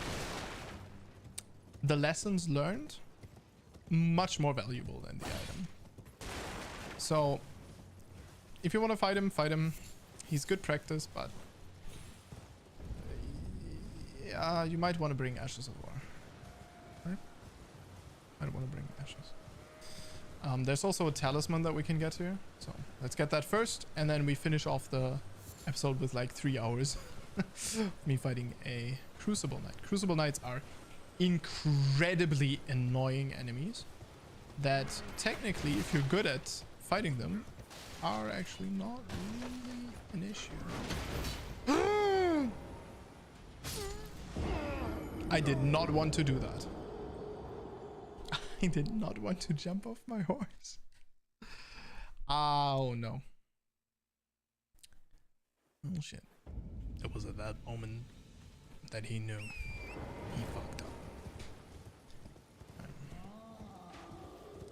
So yeah, you saw the chest there. There's the talisman. Man, I also want to get the best stock pretty soon, and then we'll have the S stock, and we will have the rapier, and then we can do some freeze builds. I think. Yeah, I think that would be cool. So we have the rapier with fire damage and the S stock with freeze. And we build up the freeze, instantly proc it, and reset it, and so on and so forth. So, whoo, I was not expecting you to aggro onto me like instantly. I also didn't know you guys were able to pass through my flame, but he is. Ooh, ooh, ooh. Ah. No.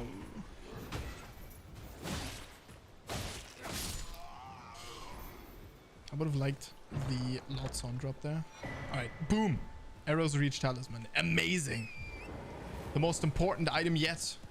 I mean, it can be good if you want to play a bow build, but I mean, if you want to play a bow build, well, good luck. You know, you're going to need it. You're going to freaking need that luck. Okay, so let's get Blood Flame Blade going. And let's get this going. And we're just going to have to parry this guy. So.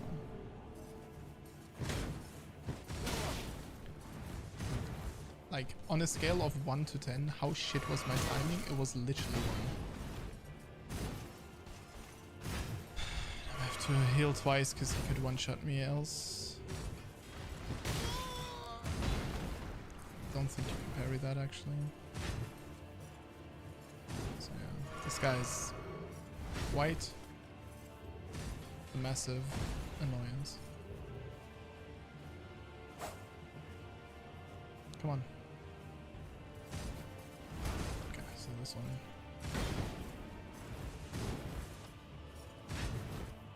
Combat for stamina. Okay, so what? I wasn't able to parry that? My brain literally just turned off there. Yeah, so this guy, very difficult to deal with. I think you've seen his moveset at this point, you know. But the most difficult thing to deal with is this guy isn't even like squishy. You see the damage he does? He is not weak. Now technically it should be easy to parry him. Yeah. But I've just like... I've never parried in a Souls game, and this is my first real like fully played Souls game. I tried Dark Souls 1, but like...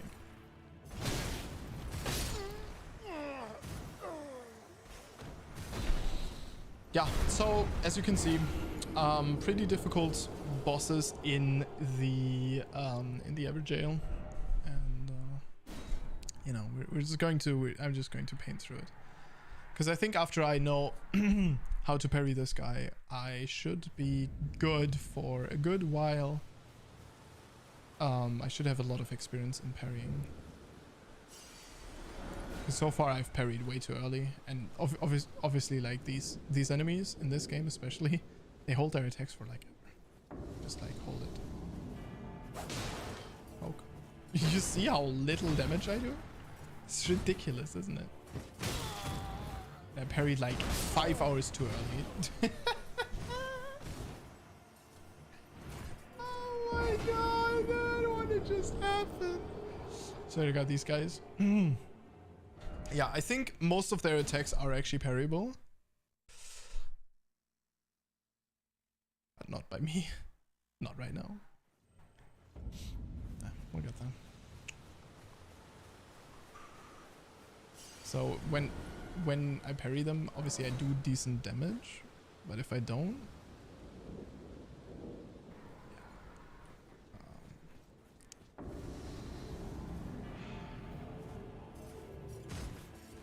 like my weapon class especially is just, oh, cannot, probably just cannot parry overhead strikes, right? That wouldn't make sense. Can you do something else? Oh, you can. Okay, I'm just a scrub then. Good to know. It's funny because I said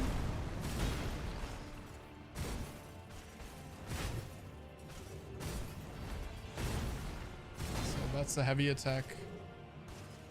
I don't see how I can parry that. Okay. So that one is like beautifully telegraphed. That one is okay to parry. Kind of wanna... I'm wasting a lot of HP here just to be safe. So this is the heavy attack. This one you can parry as well, I'm pretty sure. Because it's pretty much the same. I could have parried that. My brain just said like, no, get out of there. Boom. Can we make... Oh, interesting. So he didn't combo it the way he usually does.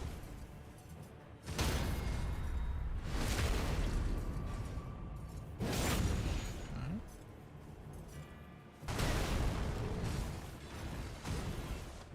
Does he always do this out of a wake up? Maybe actually.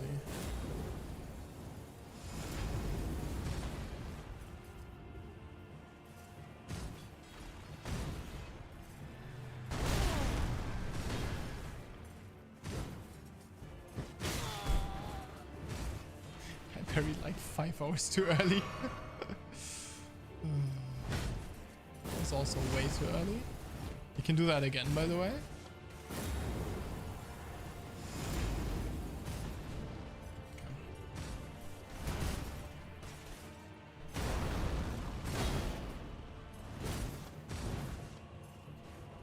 Okay, maybe I can't.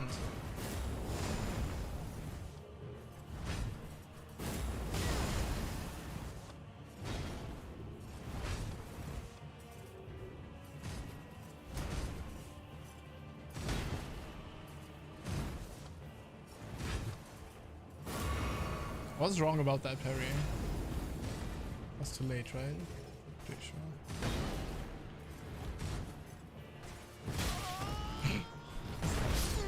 Dude, I always do these parries that are like 5 hours too early, man. This is bad. I also need to like double roll whenever he knocks me down because of his stomp. But yeah, we've been doing a little bit better. I could also use not Horfrost. What is it called? This one, Flame of the Red Mains. But I kind of don't feel like it because it would make the fight much easier. I guess I can do it to get to the point where I was at, but yeah. So.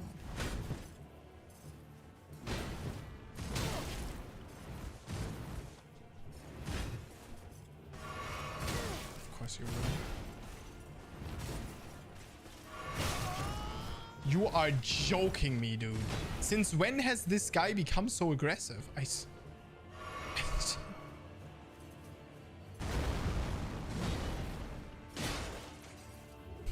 Good damage. Yeah, this one is the easiest one to parry.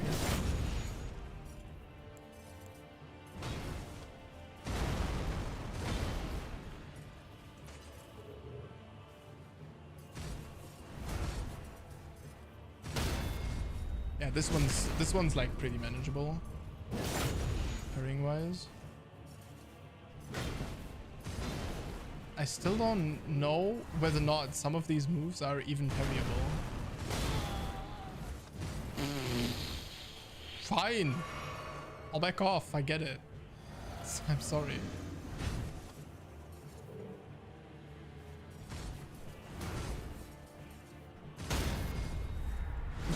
So this seems to be pretty reliable.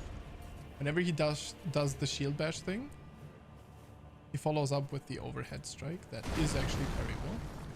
This needs to be parryable, so yeah, that is parryable as well. I don't know how I hit that parry though. I felt like it was way too early again, but there's no way I can parry a heavy strike, right? I'm still losing way too much HP on this. Okay, be ready to parry.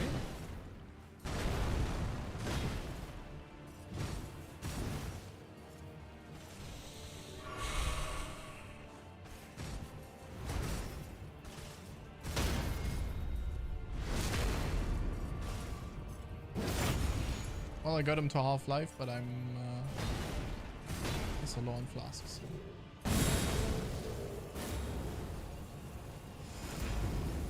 So if I parry him like another 3 times, I'll actually use like Flame of the Red Mines.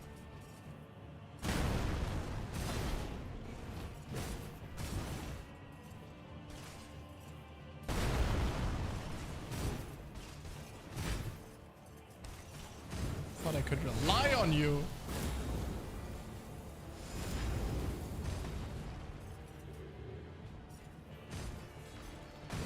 I'm not messing with the heavy attack. I'm not even trying to parry that. Not trying to parry that attack either.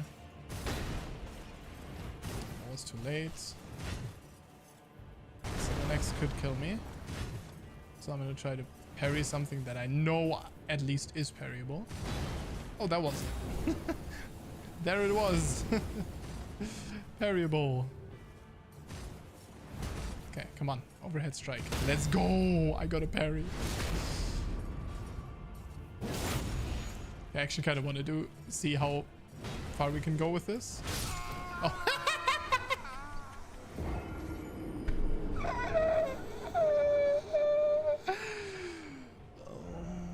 How far can we go with this? Not very. Not very far.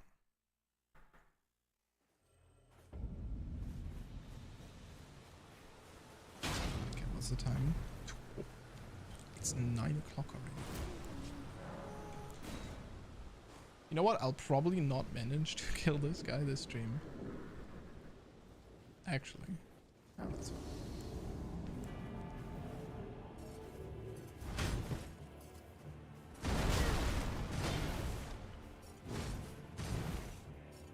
Is he going to rush me down again?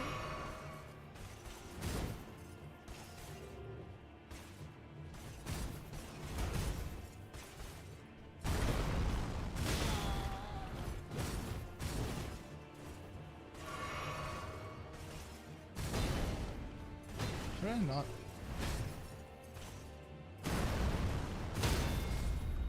Oh, that works! Okay.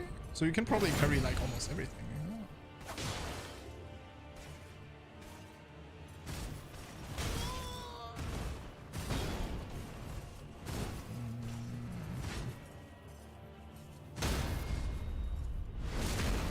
You can.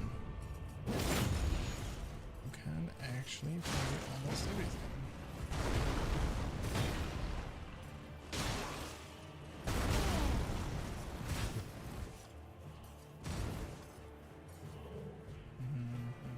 Oh my god, he's running me down, dude. He's ready.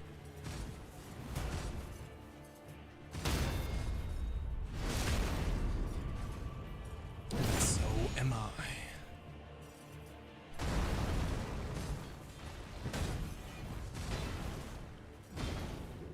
That still counted something off the parry.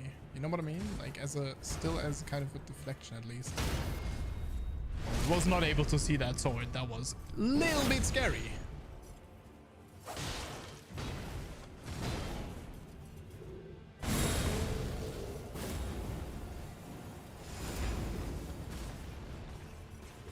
This reminds me of my first Margit fight. It took me similarly freaking long to get anywhere, dude.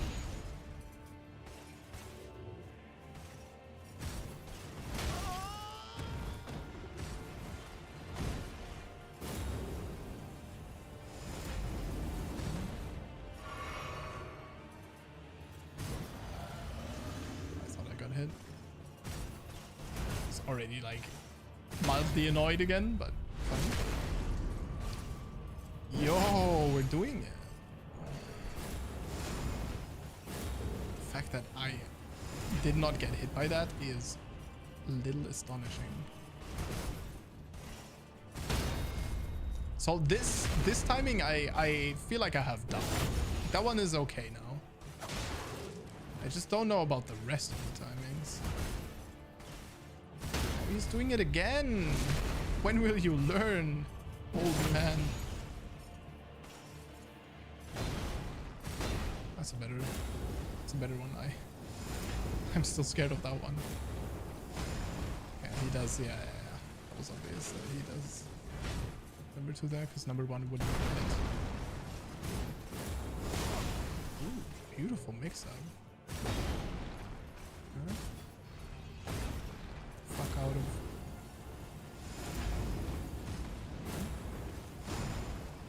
Yeah, this is like.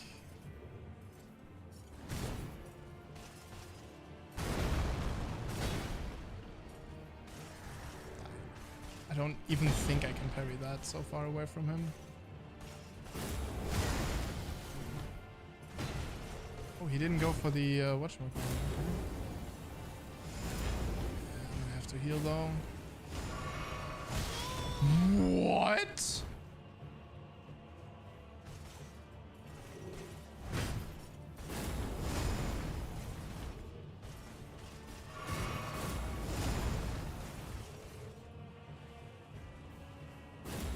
Excuse you? Okay, one more parry and then I'm allowing myself to...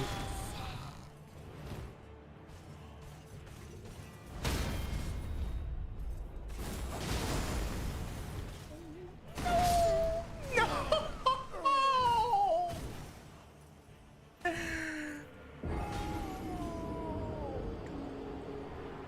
On the other hand, I got a parry on a move that I haven't gotten before, so that is good. Fucking hell, dude. Oh my god. That's fine. It's all fine. We'll get there eventually, I'm sure. It's just a question of how long it will take. Yeah, you know, to get up tomorrow at 6, so.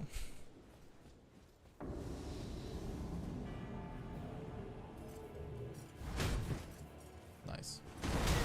Nice. You know what was missing? Me just dying. Like.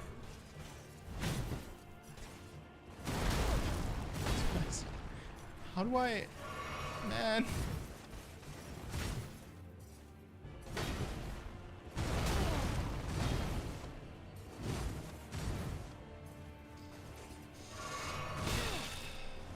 Yeah, it's just fucking over, dude. It's legit over.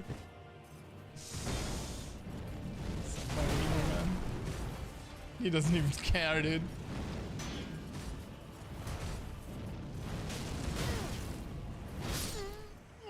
Yo. Oh, I lost. No, I lost my runes. Wait, how did I lose my runes? Didn't I pick them up? I was standing over them, I'm sure. Oh my god. 5,000 runes. Fuck. Right. Let's see. That's my rune. You little son of a bitch. You little son of a freaking... Honestly, dude.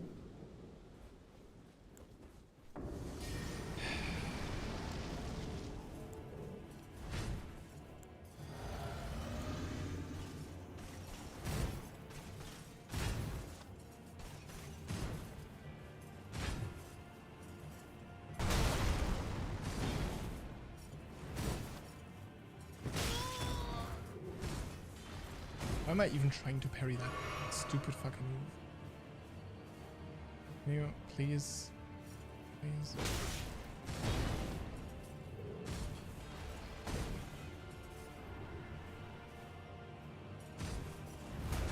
Yes. Oh my god, he did a move. That I actually know how to parry. Let's go. How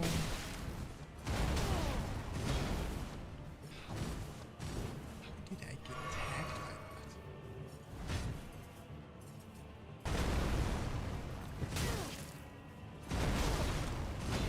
that? It actually would have been fine.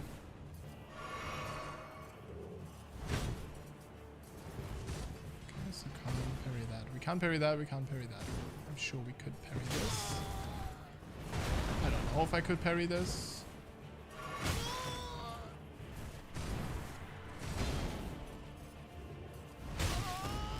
Just did that. Oh my god, dude. I'm already out of a fucking life loss, man. No Estes anymore. Okay, come on. Come on, bitch. Dude, I swear to God, can this guy do his horn attack once?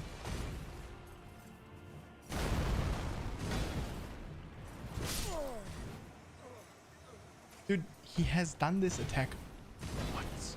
Last time, he was literally spamming that shit.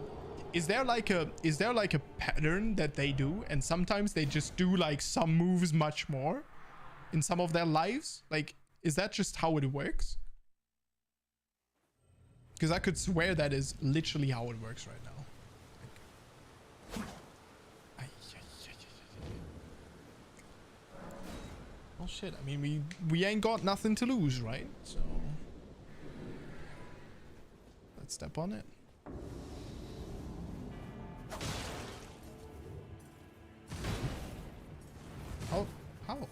How did that not parry?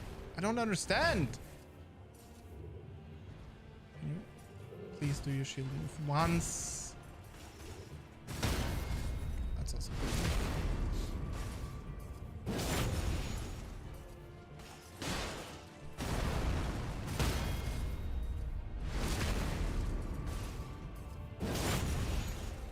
So far, so good. So greedy.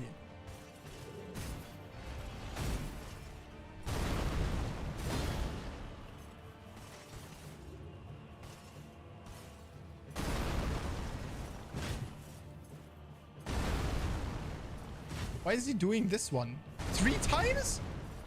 Oh, I hate this one because you never know what variation he does.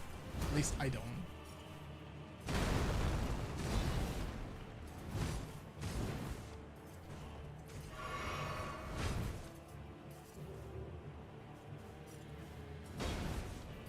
I could have punished that.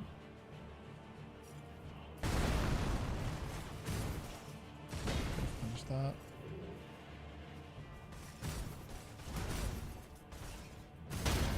Okay, so I pretty much reliably do this move now, right? So now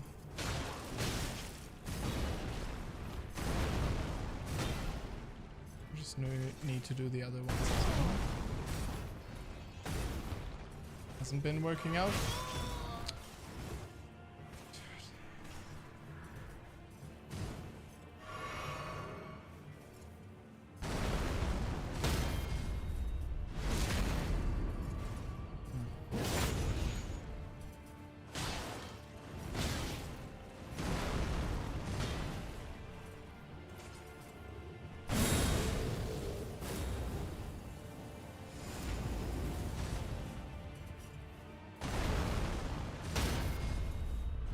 Yeah, so that one is telegraphed and that one is manageable, but the timing would have screwed me up again if this was another move, so we actually have to react very well.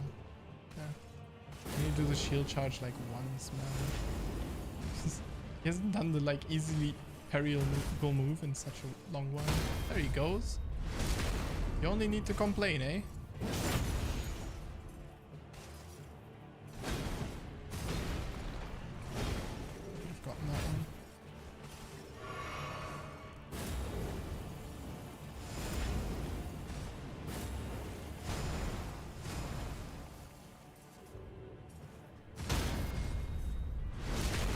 So far, so manageable. Further, this one is Good backup move. You just need to roll into him there, I think.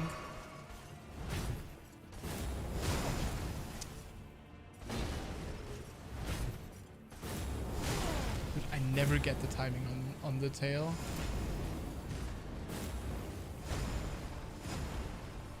What is that range? That is ridiculous. That was an easy parry. That isn't ever. Nice. I managed to parry this one. This one isn't easy to parry. Oh, I don't have anything.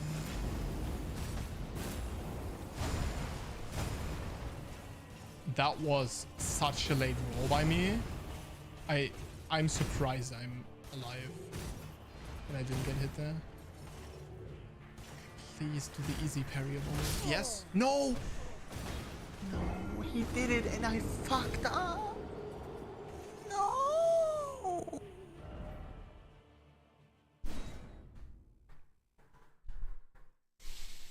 I'm out of water as well. That's fine. We will learn parrying the old way. Now we'll just we'll get there.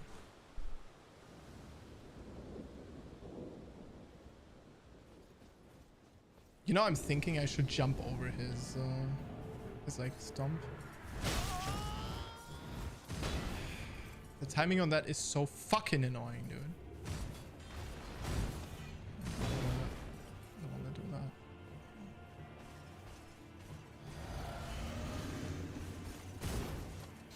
I need to learn how to parry that one. Alright, good start, good start.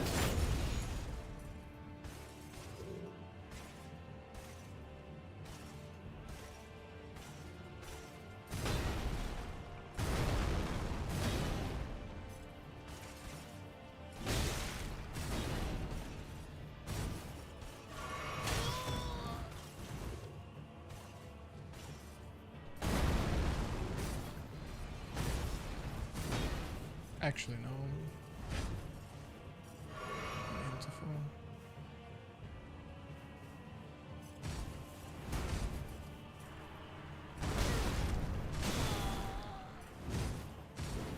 I'm so mad.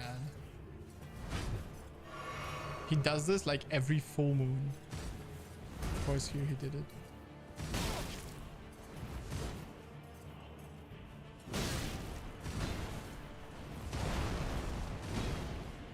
What? Was I out of stamina?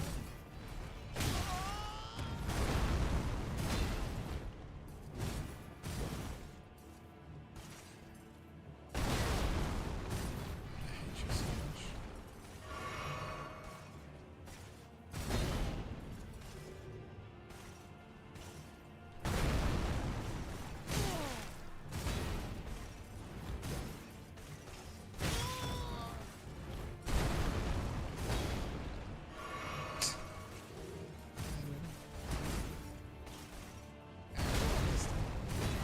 Did he just stop doing? Did he just stop doing the fucking?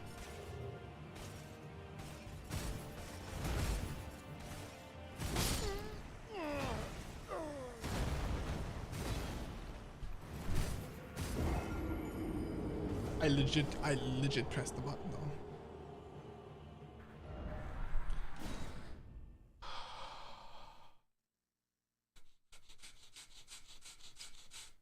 Parrying is fun.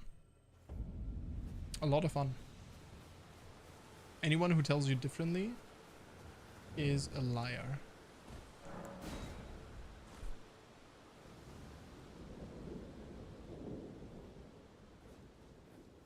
I need to take a break after this, dude. Oh my god. Need to not be scared of that freaking move. Can you stop straight for me, please?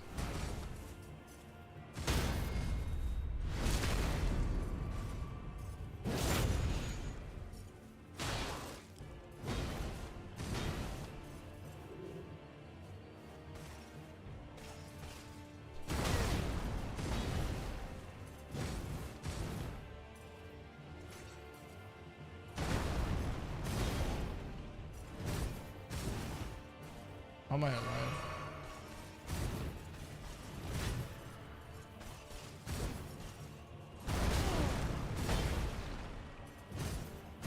I need to roll into him or jump, but like... The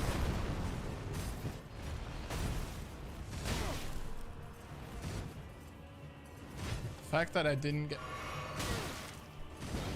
Of course. Usually takes like 5-hour coffee breaks between his attacks. Of course, the second I heal. No. Imagine AI being smart. That's not what I signed up for.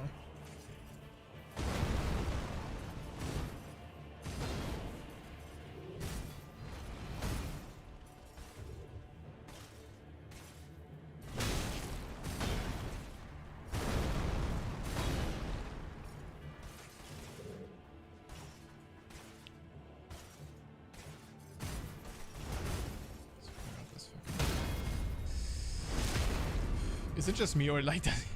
Has he just stopped doing these moves? Alright, so this one is basically the same variation, just you have to roll before.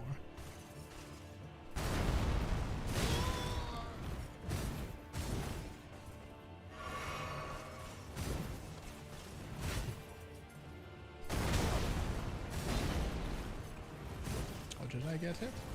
I don't understand. I mean, I do, but like I just roll, right? So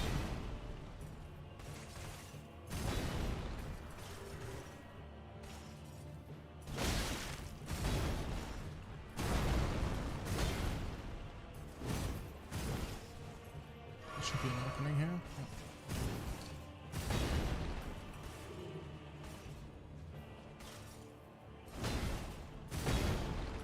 Good.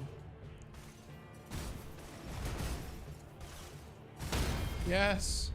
Oh my god.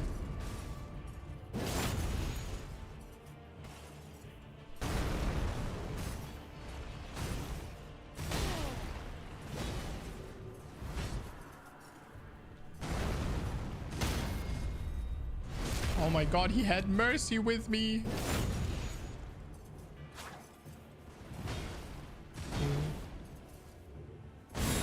Yeah. So this bullshit is easy to dodge. That also means that now his tail can come in as well.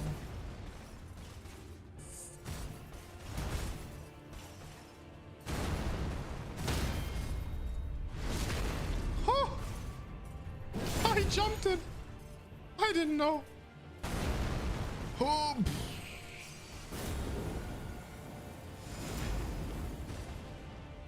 How the f did that not connect with me?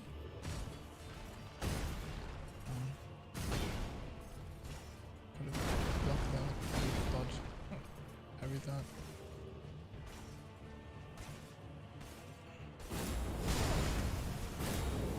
Dude, the tail is...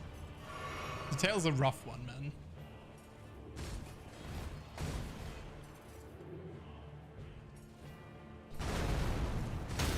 Should I try to parry the heavy attack? Because if you can get the timing and if it is parryable, which I'm not expecting because I don't think it makes a lot of sense. You fucking bitch!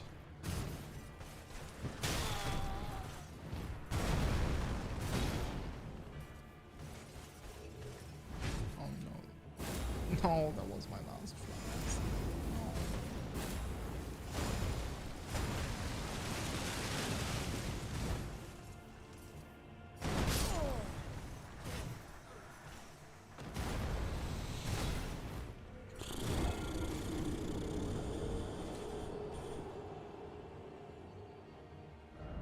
I swear to God, this is the last one. This is the last fight. I'll return to him tomorrow. I need to go to bed in like 10 minutes, so better get going. But I swear to God, this guy, holy fuck! I could get more HP, but like, fucking, where's the, like, you know what I mean? I mean, I'm trash right now. Right?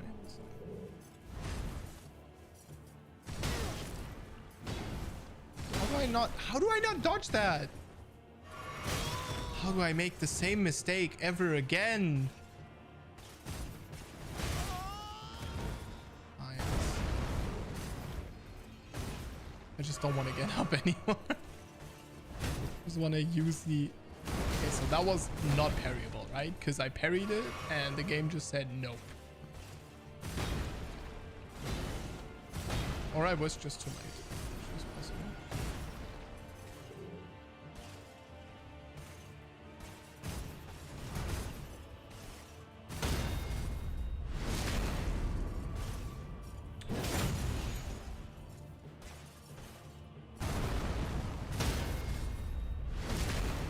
Alright, 2 moves that I can kind of deal with now.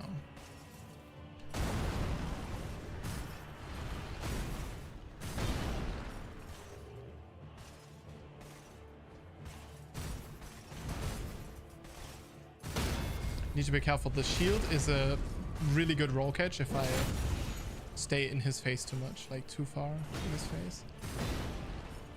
It should be... Okay, you have so much time to miss parry this, by the way.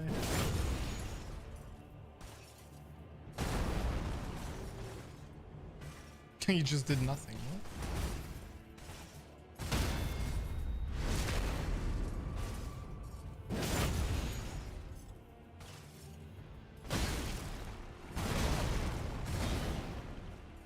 If I hadn't died on that move, I would have been so mad.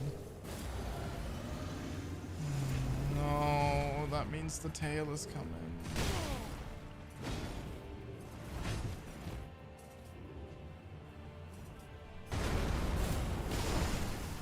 I fucking hate this tail, dude. How? Oh my god, the amount of mix-ups this guy has now.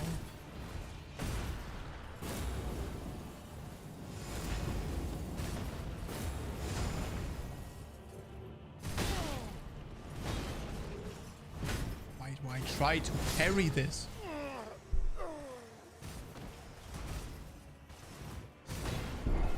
His fucking tail is so annoying. Alright, well, thank you very much for watching, and I will see you guys tomorrow. No. Maybe for a little bit, actually. Goodbye.